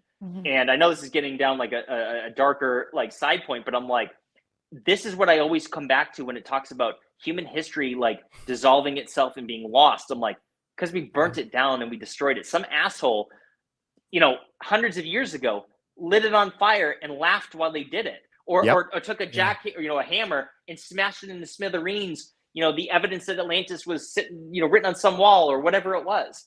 The Library of Alexandria was burned a couple of times by two different religions. A famous, I can't remember her name, but it was a female philosopher, was ripped apart to death in the street. Now, you know, like Gobekli Tepe, when you hear that they intentionally buried it, that could be them trying to preserve it and be like, we need to stop this from being destroyed, because if they left it on the top of that hilltop, somebody else would have came in, toppled everything down, burned it, threw everything away, taken stones to build other things. So they intentionally buried it. Preserved, like a time capsule. Yeah. By the way, the mainstream will tell you that there was like a mudslide on the hill next to it that covered it. I looked into that a bit, and that doesn't it wouldn't cover the whole thing. I could be wrong. I'm not like Mr. Expert here, but I'm like, I just want to point out, some people say it was not intentionally buried. I'm like, The theory that it wasn't doesn't seem to add up either. Come on, guys. There's more to this story. Klaus Schmidt, before he passed away, was a legit archaeologist, respected amongst his peers, peer reviewed. He said it was definitely purposely buried. There's signs that you can tell, and that's how they were able to date it. And plus, okay. So there was a mud flow there, but there wasn't any floods anywhere else. So it just conveniently covers the one thing you needed to cover. Those stones that like they create the walls within it now, that was part of the burial. And so like you see these stones are like this big or whatever, and there's like 1 million of them. That's not like a debris flow. That's like, to me, I'm like, people were, God knows how many people like literally stacked it in and they filled it up. Yeah. That's what it looks like to me. God, I must take. Otherwise, why wouldn't they just break the freaking the stone pillars? Yeah, just break. If they can fill it up, why not just knock them over, break them, right? Like sledgehammer them. Yeah. Like so I'm like, no, it was preserved. That's what I think. And I don't think that if it was a mud flow, that those things would be as preserved as they are, because I think those blocks would have broken. Sorry to interrupt. Yeah. Oh yeah, some of the upright structures. Some of the upright structures, I think, would have, if it was a mud flow, it would have toppled them. It was a very soft and considerate mud flow then. Yeah, very slow. Very nice. Went into every little crack. Unlike humans. Piled in rocks. Right. And then it covered an area that's 20 times bigger, 30 times bigger than the actual than Gobekli Tepe. Yeah. There's stuff they're not even going to dig up. There's so much. They want to preserve some of it, which I don't understand. It doesn't look like. Yeah, dig it up. Here's the most wild thing is that 95% approximately is still buried. There are still 200 pillars that are underground. And the few pillars that we have like, you saw those crazy looking animals that are 3D carved out. I'm like, if there's like 200 of them waiting to be surfaced, maybe there's answers on that, because it seems like they were telling a story. People have speculated that it's showing an asteroid hitting, and that's debatable. Maybe it was, maybe it wasn't. But I'm like, hey, instead of us like sitting around here like with all this conjecture, why don't you get your ass out there and dig it up? And it sounds like they're not even gonna, which is heartbreaking. That's sad. I know. Yeah. They're handbags right there. There you go. Those are bottles of water. I love Graham. Bottles of water. Bottles of water. That's it. That's what they say. I'm not convinced of that. I mean, hey, it's not unreasonable to suggest that people would be showing you bringing water, because water is the source of all life. I'm not saying it's a dumb idea, but to me, I'm like, I'm not willing. I want to look into that more. I feel like there's more to the story. I'd like. What does Graham think they were? Satchels for their psychedelics? For the good stuff. I've also heard that it could be a symbol for agriculture, like getting crops and putting them in bags and taking them to locations. So there's that too. Could be. It's totally normal that agriculture started at 10,000 feet. I mean, nothing to see here at all. Hey, you all look to it and go, hey, look, there. Like I want to grow. Maybe this is like a college. This is like a really old college. Area. I want to go up a mountain 10,000 feet. That's where I want to start my agriculture. Right. That's just like, hey, are you a village? Do you want to learn how to do agriculture and raise animals? Come to the college of Gobekli Tepe up to the top of this mountain. We'll teach you. Be humans. That's right. Not everyone can afford the tuition, though. No, see, at least it's gonna be indentured service. Yeah, we're gonna have to donate your child, which will be raised. You actually sacrifice a child to get the other one. Small tuition. It's literally small. You want to be part of the club or not? You don't want to be not included, dude. That would be awful. I feel like them blocking people from doing more research, it's almost like equal to burning the books, right? It's like, why don't you let us learn more? I feel like there's a natural curiosity for humans to find out the answers to mysteries. And there's so much mystery in the past, and it's right there. Crash 6674. We definitely, I'll answer this because we weren't trying to gaslight you. Don't gaslight us, guys. Everyone back then were brutal bastards, which Jimmy said. Aztecs sacrificed MFers to a sun god. Cortez crushing them. Winter had a technological advantage. That's what conquering is. I think that's just a matter of fact. Doesn't make it. Cortez wasn't nice though. Imagine the Aztecs had the equivalent of 1600s tech in Europe. Well, they would have won. You know what? Fact of the matter is, we wouldn't be in America if the Native Americans were more allied. They were fighting with each other Absolutely. They were fighting us, and that's how they got defeated and conquered, and that goes all the way back. That's history. They were raping and pillaging and enslaving each other. I personally don't feel guilty about any of it because I wasn't involved in any of it. It's just that's just what it is. But people were brutal. The Old West was fucking brutal. We were in Tombstone, and we were reading the tombstones of guys who got shot because they had the wrong fucking color shirt on. Oh, guess that still happens in LA. That is one of my most one of the times, the eras that I find most fascinating is the so-called Wild West. That is because it was so recent. Like this is only a few generations ago, and like we were living in a time of like where there was minimal law, and in some places no law, and you see the way people behave if they can get away with shit. Like it is unreal. I'm like, these are people that were reasonably sophisticated. Like say Tombstone, for example, like they took a pride, like it was a wealthy community because of like, you know, the silver and gold strike and all that down there. And they were like into like Parisian society. They all dressed well. There was like, you know, a lot of people went out there, were educated, and like you saw, like you had like the Cowboys, which was a real gang, and like people, humans, if they can get away with stuff, and we're seeing a proliferation of it now, like with just people in inner cities, like where there's law that is being reduced, whether it's in New York City, Chicago, various parts of California, like people just act up. They'll get away with as much shit as you'll let them, and they'll never stop. It's wild. Yeah, my old city of San Francisco's going down the crapper, like literally, because you know what? It's not the law. I'm not the biggest fan of laws and rules. I'm just not. But if that's not respected, because you know we largely are a country. I've said this before in the channel, so forgive me in the chat if you've heard it before. That will stop at a 4-way stop sign in the middle of fucking nowhere with no cops or cars in sight. Why? Because it's just the right thing to do. Most of us are good people, but yeah, there are a few who will just go fucking nuts. And that's the Wild West was filled. I mean, we hear all the horror stories, but somehow a lot of people survived it, and a lot of people got through, and we got this thing called, you know, civilization out here. But it was the Tombstone. I love it. You go to Tombstone, the narrative, you see both sides of the story, right? So the Cowboys, they were just straight up slaughtered and murdered by Wyatt Earp. There's a tombstone. This man was murdered by Wyatt Earp. And you see the fight at the OK Corral was, dude, it was like they were a couple feet apart. Like it was gunned them down. Well, here's the thing though. There's like, I've looked into this a great deal, and there's some things that contradict it. Like if they had gunned them down, then why did they let Ike Clanton run off? Because remember, he did the whole thing, I'm unarmed, and like get out of the fight, or like or shoot or get out of the fight, or whatever they said, that famous quote. And there was like numerous witnesses that I'm like, if that was a gunfight, like if they were there to like execute them, dude, he wouldn't have been talking about it. He'd be dead. Executed him, yeah.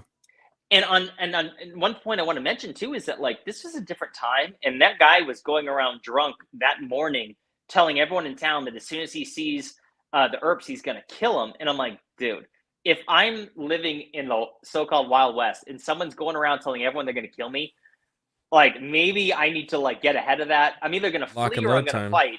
But I'm like, that's like a no-go. Like you're not allowed to, like, if you're gonna go around telling everyone you're gonna kill me, I'm probably gonna take that serious. Like that's not a little thing. Like nowadays you say it, you call the police, you know, no one says it actually. Nobody does this. Think about it. All the internet, how often do you see a real death threat with someone saying, like say two people going back and forth in some e-battle, they're arguing on Twitter. I don't see anyone saying, I'm gonna fucking kill you. Like you don't see that, right? So like, but if you did, you would be freaked out. Back then, them's fighting words, man. Yeah, you sort it out right away. And so that's to them. Like if you look into the Earps' history, and like their father was super tough on them, and they were hardened individuals, and like they had their own problems too. It sounds like they weren't perfect men. They were guilty of a few things. But I'm like, I looked into that fight, and I'm like, it looked like it went a little bit of both ways, and I don't know. Which is interesting if we kind of like move it back to what we've been talking this whole time, and like Atlantis and where it was and all this stuff. And this is a relatively recent story that we still don't quite have the facts on, and there were tons of people that witness it. So even now we're like, who was in fault? Was it a gun? Did they gun him down? Did they not? You know, this, and then extrapolate that over millions of years, you can lose all context and all meaning to it, and anything that may even tell you what it is actually there for. And that's what's kind of amazing about finding all of these things, because growing up, again, going back to that, growing up, you get the sense, at least I did, of everything is figured out. They've found everything. We've explored everywhere. Everything's pretty much done. We got to figure it out. And then you start finding out these little things, little breadcrumbs that kind of lead you down that path of discovery. And you're like, no, wait, there's a whole lot of stuff that we have not figured out. There's a lot of people that think we have figured it out, but we have not. I'll never forget. I saw 2 headlines, one in the 80s. Wish I could pull them up, but I can't. And one in the mid 90s, like, science has it all figured out. Where do we go from here? You know, it's like we are all a bunch of self-evolved simians or I don't know, alien hybrids, or for Mars. I don't fucking know, but I don't know. See, I could say I don't know. Scientists, science has gotten so dogmatic, and especially the science of archaeology, which is such an inexact science. I mean, you know, I might disrespect some archaeologists out there. I don't mean to do that. They're not listening. They're definitely not listening to me. They clicked off already. But you know, they're reading Wikipedia right now. Right. And they're not going out on digs. And somebody like, you know, somebody like you, somebody like Ben, somebody like Graham, you guys are going there. Now, there are a bunch that are going on digs, and sometimes you can't go on digs. And there are some open-minded archaeologists. I'm not talking about you, but you're also not a geologist, you know, and I think that's as important. That's something you need to know. You need to bring in. Robert Schoch blew everybody away with, you know, what his findings about the Sphinx. And he went there to debunk it, and he went there. And then when he got there, he went, oh shit. This is water erosion. This is clear water. There's something to be said for that. There's something to be said for that. I'll be on. Hold on a second. I'm just going to grab a bottle of water, but I'm on Bluetooth, so you'll be able to hear me the whole time. So no worries. All right. But yeah, that guy, like, he did a great service. Like, he went against his entire academic narrative. He's a tenured professor, and for him to come out and talk about that water erosion was no little thing. And I'm sorry, he nailed it. Like, I've looked into this. There's plenty of people that still want to debunk it. But I'm like, that's water erosion. Why are you going to argue against that? That place is a dry desert. It's not supposed to have any significant amount of rainfall unless like 7,000 to 9,000 years, but it's right there. Yeah. And his whole theory on what happened to the Younger Dryas in some weird way is far more frightening than just a comet coming down, which is the sun raining down plasma on Earth. Like that one, I'm like, I don't want to be around if that happens. I really don't. Or very far underground. Maybe, yeah. You know? Yeah, but I don't want to live underground all the time. That sounds so boring, you know? No, you get depressed. Not enough vitamin D. Yeah. Depressed. No. There's no podcast. Crigler, his Swedish internet went out. I blame the war in Ukraine. I don't know. Yeah, it was definitely Zelensky.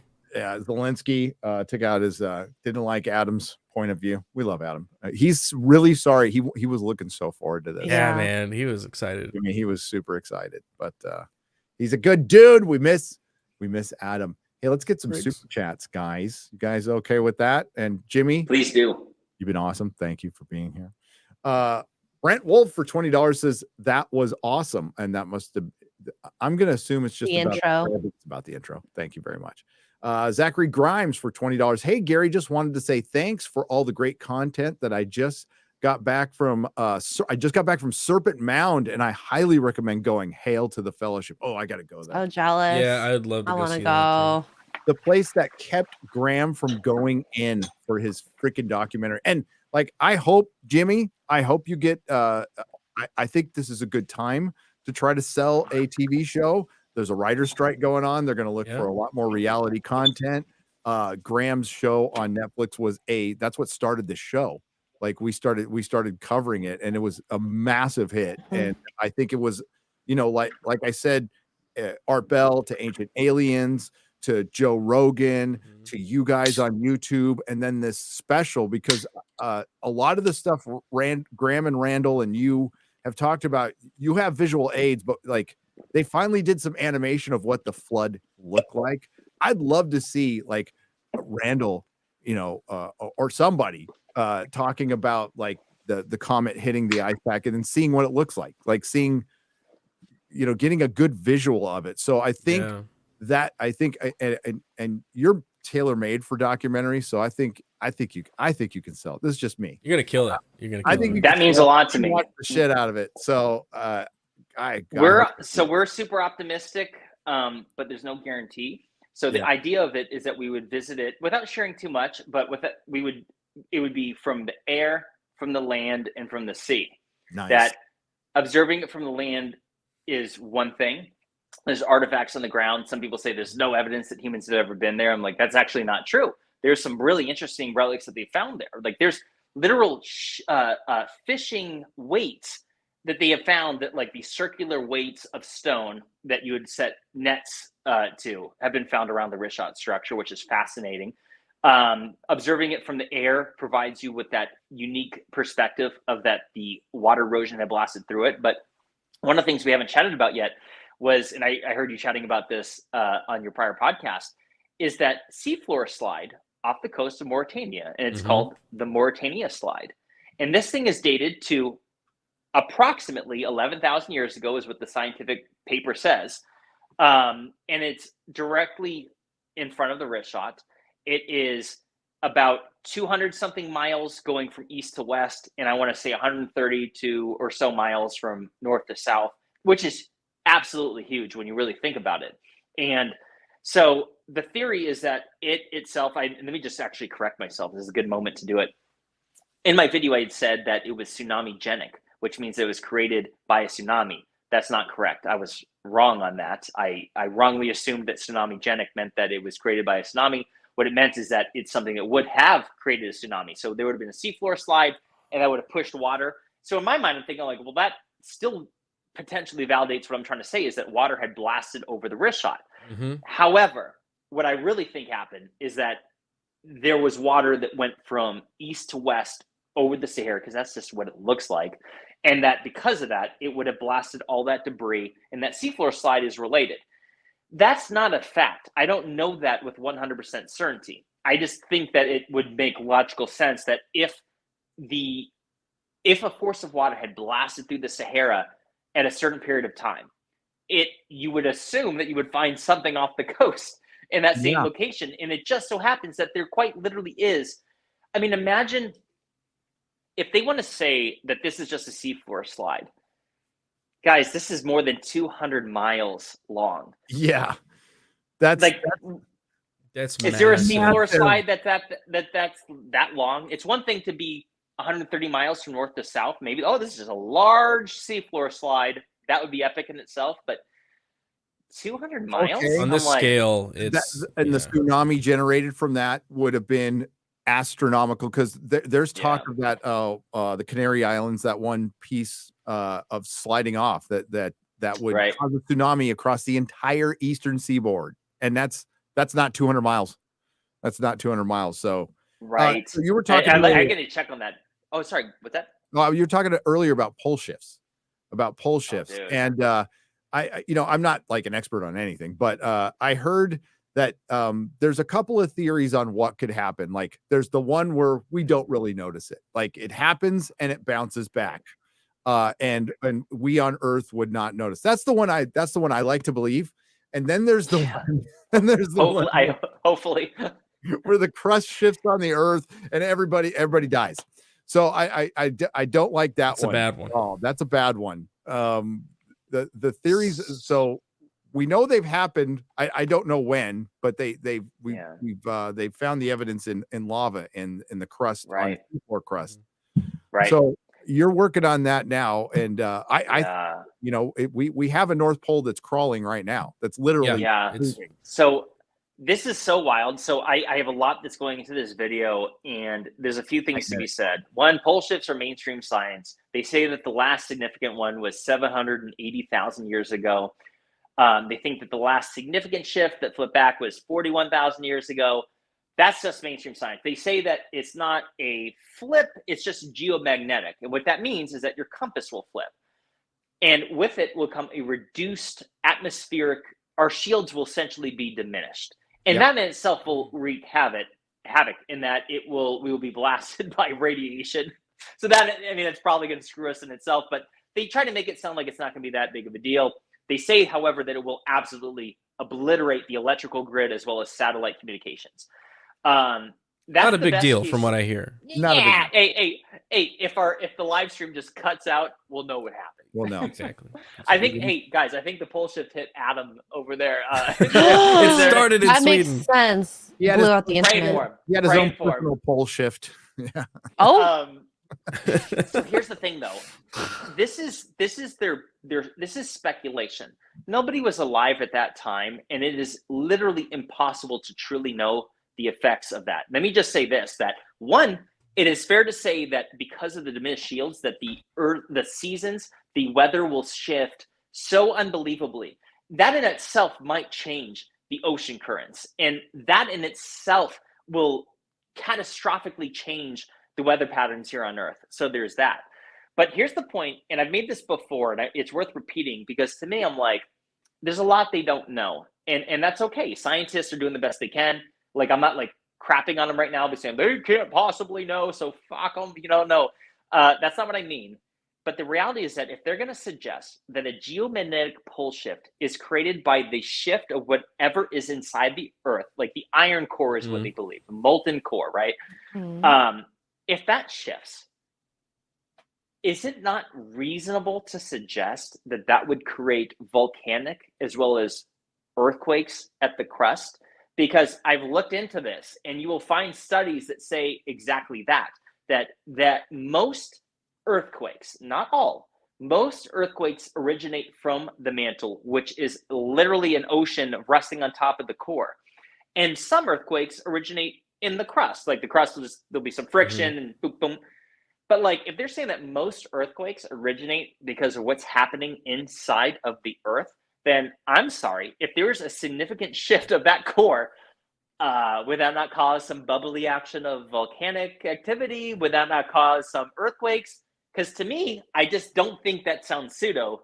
It seems to me that that's probably a reasonable. It's cause and effect. Right. I think it's a good question to have, considering that nobody in science actually knows what's in the core. That's their theory, that it's an iron core. It's a good theory, but they don't know. What's the deepest we've ever drilled down? It was that drill in Russia, and it was like 7 miles. 7 8 miles? Seven miles, 7.5 miles. That's it. Because it's like the crust is up to 30 miles, I think. 30. Something like that. Yep. So I'm like, I try to be objective. I try not to be like this guy that's like crapping on science, because most of what I know is from science. Yep. So like, but at the same time, like, if there was ever an example of when they don't know what they are talking about, it's right now. How could they know? Like, props to that. No, let me just say, they have seismic activity sensors. That is the reason why they believe it's a molten core, because they're constantly nonstop. They can analyze a movement inside the Earth. Something's happening. So it's not unreasonable to say that it is volcanic or that it's magma, right? That it's a liquid and some kind, which involves superheated material. So I get where they're coming from. Like, it's not unreasonable where they're coming. I'm not saying they're wrong, but I do think that they are vastly underestimating the effects of what will happen during a pole shift. And like you were saying, they're analyzing that this is shifting. Just a few decades ago, the poles were shifting at 10 miles a year. They're now at 40 miles a year.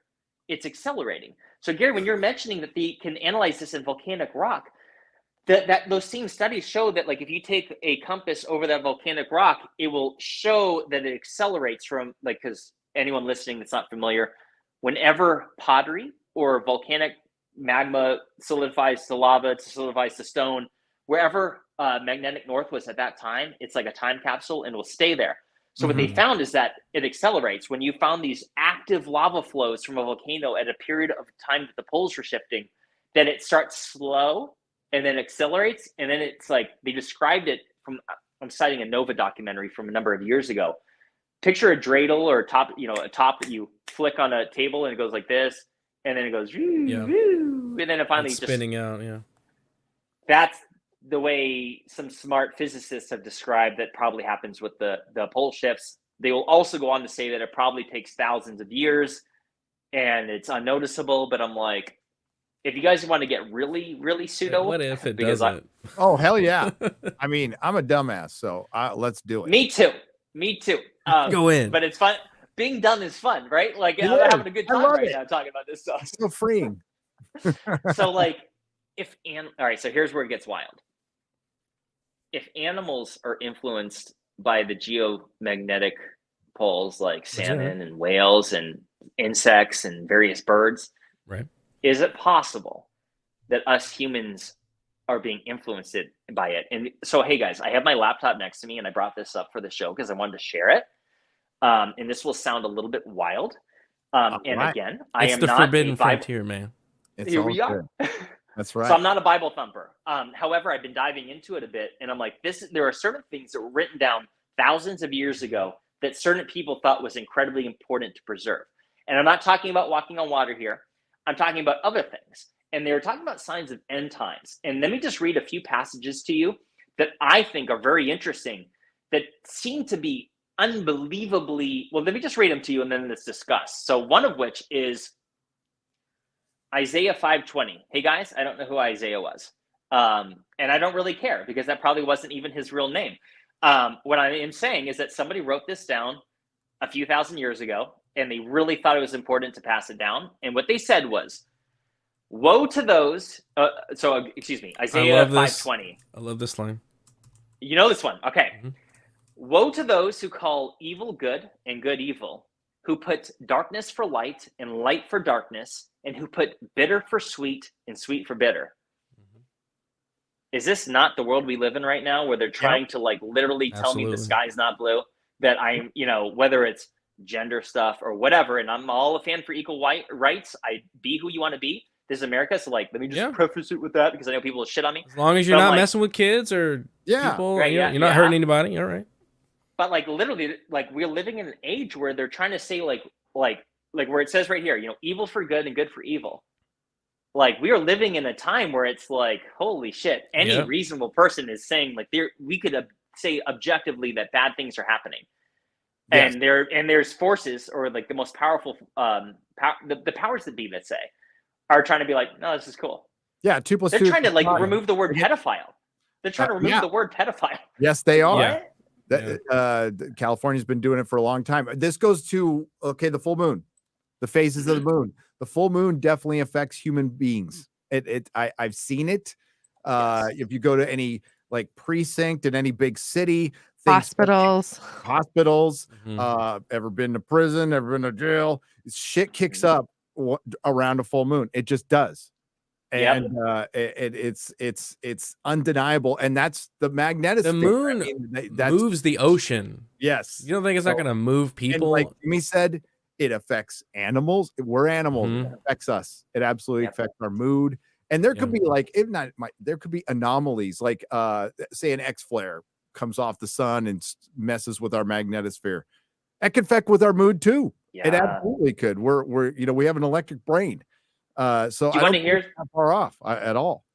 I'm with you, Gary. Like, guys, so this is something really wild. And so through my own experience, I believe this to be true. So when I had moved to Boise, Idaho a few years ago. I'm back in Arizona now. But when I was living out there, for a few months, I was in a apartment with 3 dogs. And that was a shit show, by the way. And what I noticed was accident, right. So by accident, I noticed that I don't know how to explain this to people without them thinking like, oh, if you know it's the full moon, you're gonna look for signs, you're gonna overthink it.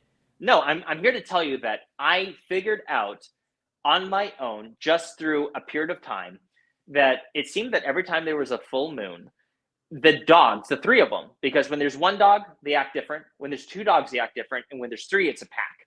They're different. I don't know if anyone listening, they know what I'm talking about. They all behave different when they get in a pack environment. And I'm here to tell you that in this apartment where there was no yard, these dogs would act differently on a full moon.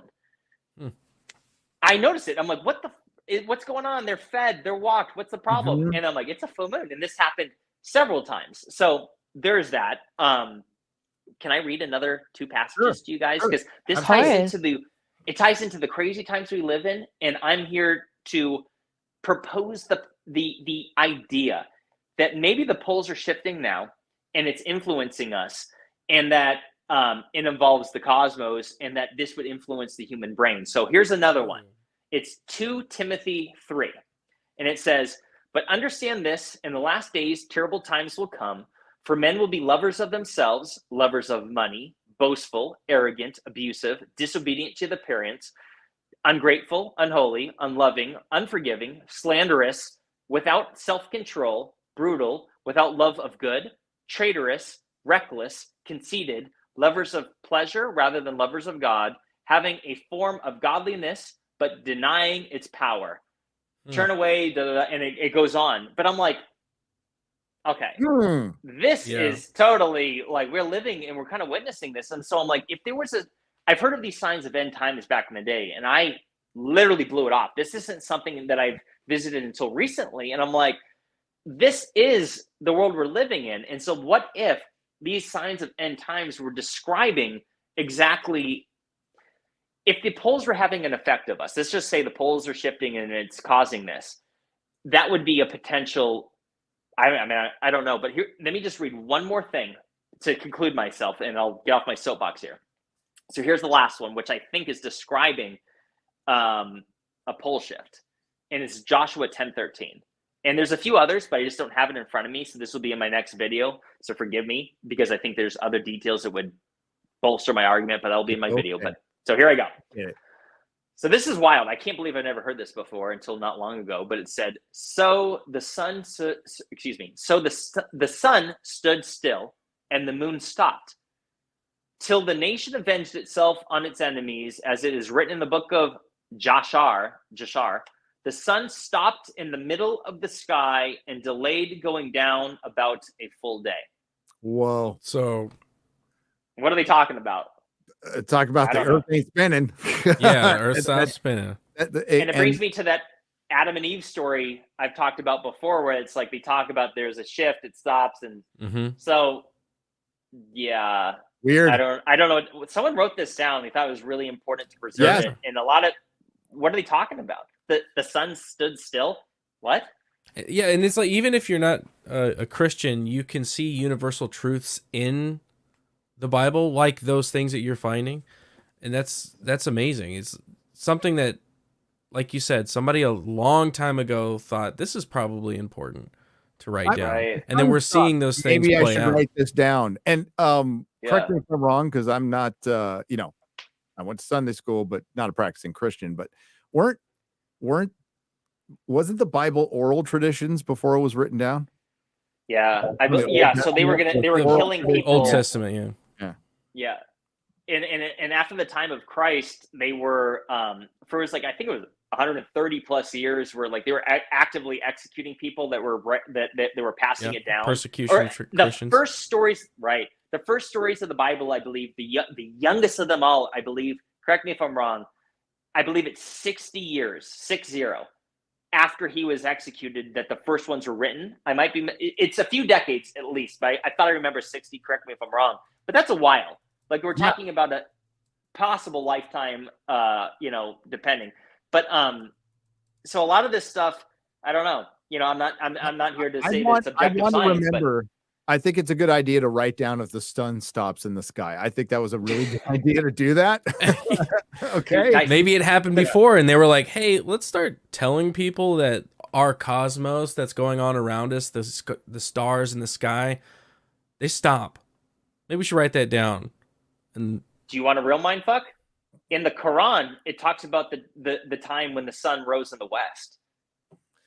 Oh. So if you Abrahamic religions. They're connected too. Keep in mind, most of the Old Testament is straight, like it's the same thing. It's all Judaism, Christianity, Islam is all, the origins of all three come from the same exact stories. And same thing for Sumerians, earliest civilization we're aware of. Like it's so to me, I'm like, sun rose in the west. Like, what are they talking about? Sun stood still. What are they talking about? Yeah. And I'm like, if the poles are actively shifting now from 10 miles a year a few decades ago to 40 miles a year, if we have science that shows that it accelerates, if we know that the animals are influenced by it, and now that we're seeing, why would we not be influenced by it? Right. So that's more of a crazy. like that's a crazier thing to say, is that we are not influenced in any way. I agree. When we witness that it does influence other creatures. Yeah. Let me give a shout out, and this will sound, I don't want to sound cringe by shouting out someone notable, but I had a podcast with Danica Patrick. Remember the famed racing star? Yeah. Oh, yeah. Check out her podcast. She is like totally into the woo-woo stuff, which I love about her. She's a really interesting person. And she's somebody that's absolutely convinced in her own experience that the moon cycles influence people as well.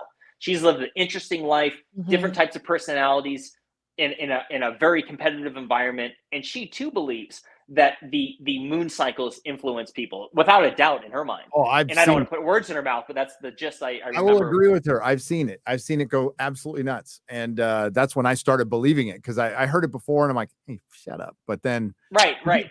You live around, let's just say, a large group of people that might not be the nicest people in the world, and you see that around the time of the full moon, people start getting stabbed a lot. It's crazy. Yeah. Well, I think it's just like the sheer numbers of people, and I don't think it just like turns somebody into like a werewolf crazy person. I think it's just enough pressure that changes, like you said, our brains are electrical machines. Yeah, so if something like that gets thrown off, by magnetic resonance from the moon, maybe by not sleeping well. Right, just something enough of that in a big enough number. Change the frequency a little bit, and start getting a little stabby. Yeah, a little stabby, a little crazy. I thought I saw some sort of number, and I let me just be careful. I don't know if this is true, but I saw it a while ago, and I can't remember where it's from, so that's why I'm trying not to like make anyone convinced. But I thought I remember seeing some study that ER visits on the full moon were up by that there was a 5% increase on full moons and ER visits. And I'm like, so that might not be 75%. It's like, oh, full moons cause everyone to be crazy. But like you just said, Garrett, it's like, maybe there's a slight little bit. And so it's just enough to get some people just a little, over the edge. I will tell you, working in the ER, there's some crazy people that come in during the full moon. I always look as I drive, and if I have a full moon, I'm like, I know I'm going to be busy.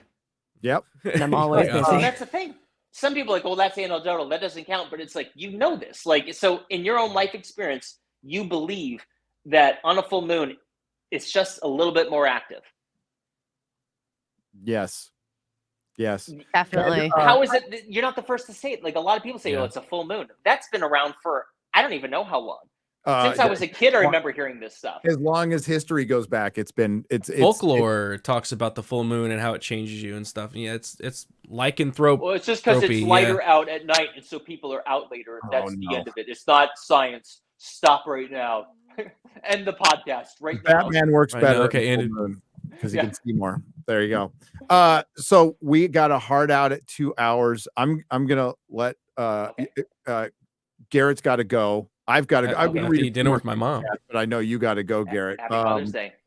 But I also wanted to mention that Randall has this is why I love Jimmy, because Jimmy gets to the fucking point, and Jimmy gets in and out at 26. Randall has a long series. Good luck finding it on his channel about fires, about the Pacheco fire, the Chicago fire, but it's what we're talking about. There, before the fire, there are witness accounts of people getting a bad feeling, like getting a horror. Okay. It's got nothing to do with the full moon, but it's like not everybody. Some of the town was just the Pacheco fire, Wisconsinites, you'll know, worst fire in our history, killed 1,200 people, just like vaporized them. Wow. Is awesome. So Randall's theory, long story short, it might have come from the sky. The fire might have started from the sky. So this thing was a firestorm. It was a giant fire tornado that just the only people who survived were the ones who had a bad feeling and got their ass down to the river and survived. And he talks about how some people kind of sensed it, some people didn't. Pacheco, thank you, Lisa. Pacheco fire. Watch his live stream on it. It's freaking fascinating, but it's long, and I believe it. Yep. There's people. Hey, listen, I'm a crazy, insane conspiracy theorist, veteran, paranoid, PTSD, whatever. So don't listen to me. Guilty. But I kind of have a feeling that there's an event coming, and it could just be the economy. It could be all kinds of things. But I'm it just seems to me that we're living in a time where we're going to witness something of consequence. I don't think kind of paradigm shift. I was never. I've always slightly been paranoid, and and it's worked very well for me. But then like when COVID happened and we were shut down, they were trying to push a jab on us and all this shit. Now I'm like, oh, okay, now, I know. Like it's not that far away. There's a couple of little Crigler, man. He's got a pole shift every day. No, just kidding. I'd see him in the chat. Oh my god. What's he saying? Adam, get on here. Yeah, where the fuck are you, dude? You can Adam. That's all the internet he can get. As you just said, a 1-star review. Whoever your internet service provider is, 1-star review right now. Let's all get on there and be like, I am very. That gets stuff done. I'm going to use the thesaurus. I'm going to create it on Microsoft Word, and I'm going to use synonyms to create smarter words to make myself sound very sophisticated. And I'm going to make sure they go to business. Absolutely. Kill him with kindness. Poor Adam. Anthony. Yes. We are lunatics, and I love That's it. true. So Garrett, go out to dinner with your mom. I'm going to go have dinner with my mom. Jimmy, it's been fantastic, dude. Pleasure. It was great to have you on. Let's do this again. I feel like this went by really quick. There's a lot more stuff to chat about. So how about when you guys are done with the awesome, you guys are going to the Cosmic Summit here in June. It's going to be killer. When you guys are there and afterwards, let's do a follow-up. Let's do another Let's do it. Absolutely, dude. Yeah. I'll stay in touch. Thanks for being on.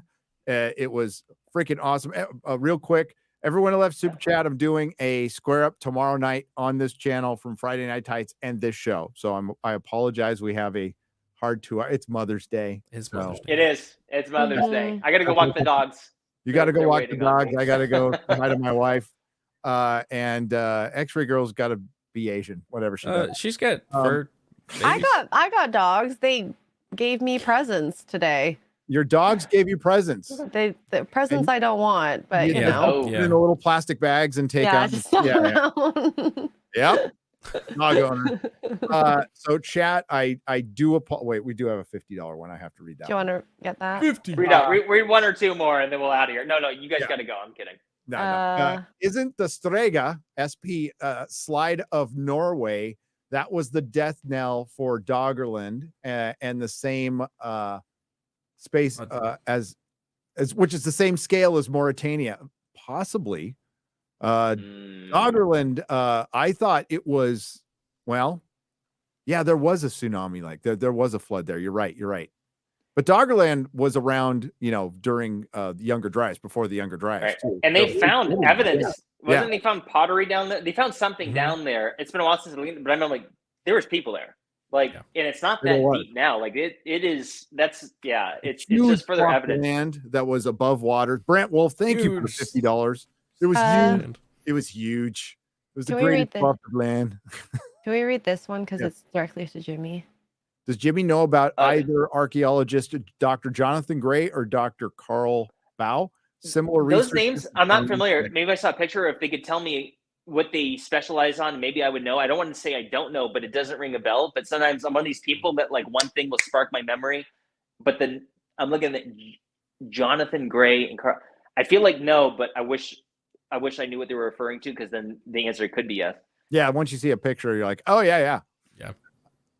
Where's the next trip? Jimmy, when is your next trip? Gary, how about a Nerdrotic member group adventure with Jimmy? Yeah, I'll go. Yeah, where do you guys want to go?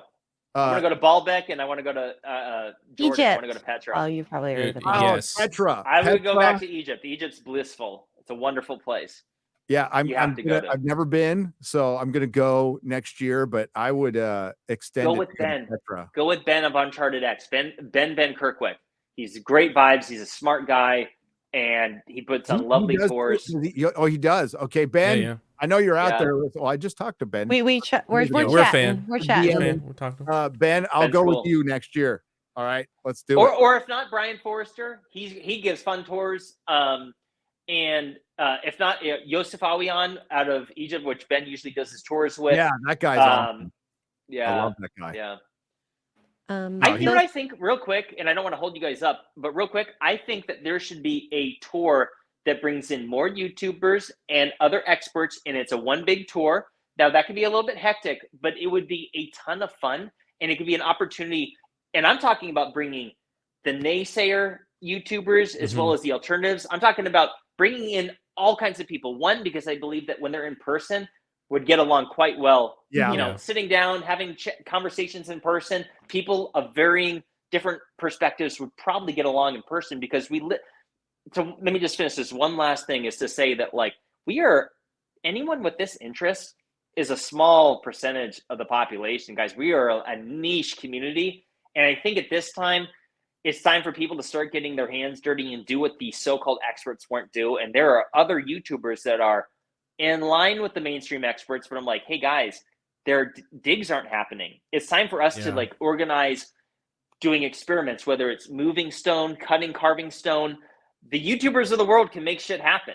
And I'm like, let's unite and make shit happen. It doesn't matter if we disagree. We don't have to believe in Atlantis. Absolutely. We don't have to believe in certain ancient technologies, but like, do we want answers or not? And it's a small community. I think it's time to unite. That is a great idea. It is. Ben, in his great labyrinth video where he basically finds the Egyptian labyrinth, which is like, and the sad story about it, it took an artist to fund it. Like some freaking famous artist had to fund it.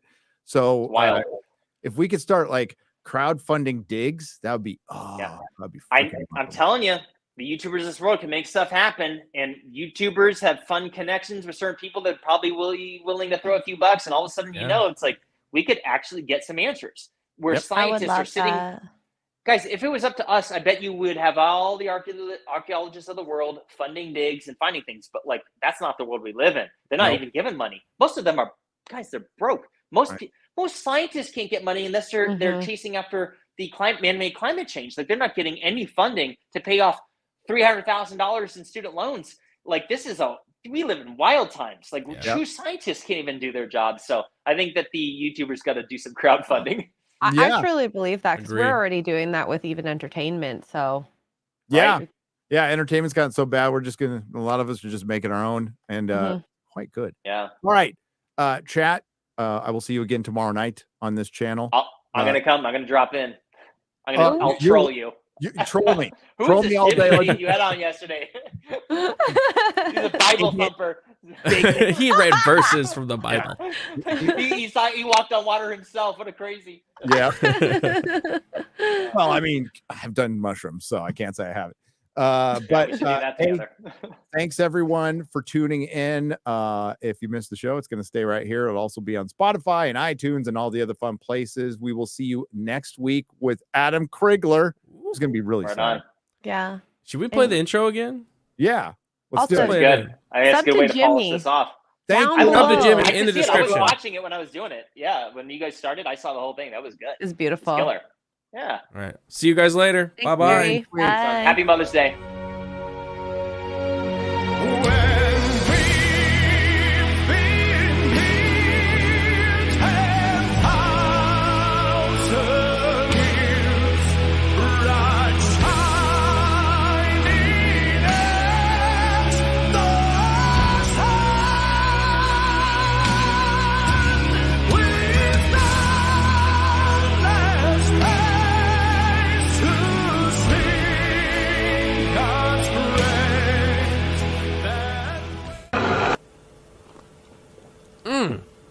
God damn, Gary. Some serious gourmet shit. What flavor is this? That's right, it's the all-hell medium roast private blend. Check out the Geek Coffee Nerdrotic page for our other options like the Decadent, Feathers of Liberty, vanilla-infused flavored coffee. Or if you're looking for something darker, try the Dark Roast FNT blend of the Fellowship. You know what? Just buy all three. GeekGrindCoffee.com. Use discount code Nerdrotic.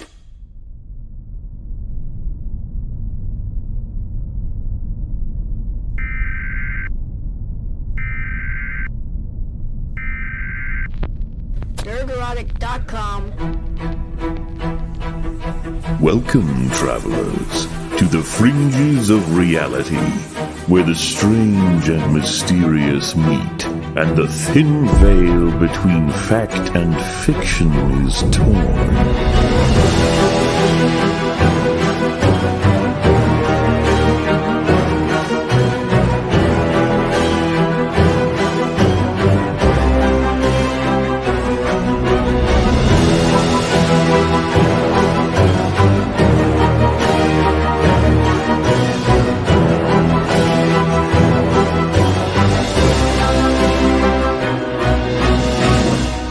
Welcome to the forbidden frontier.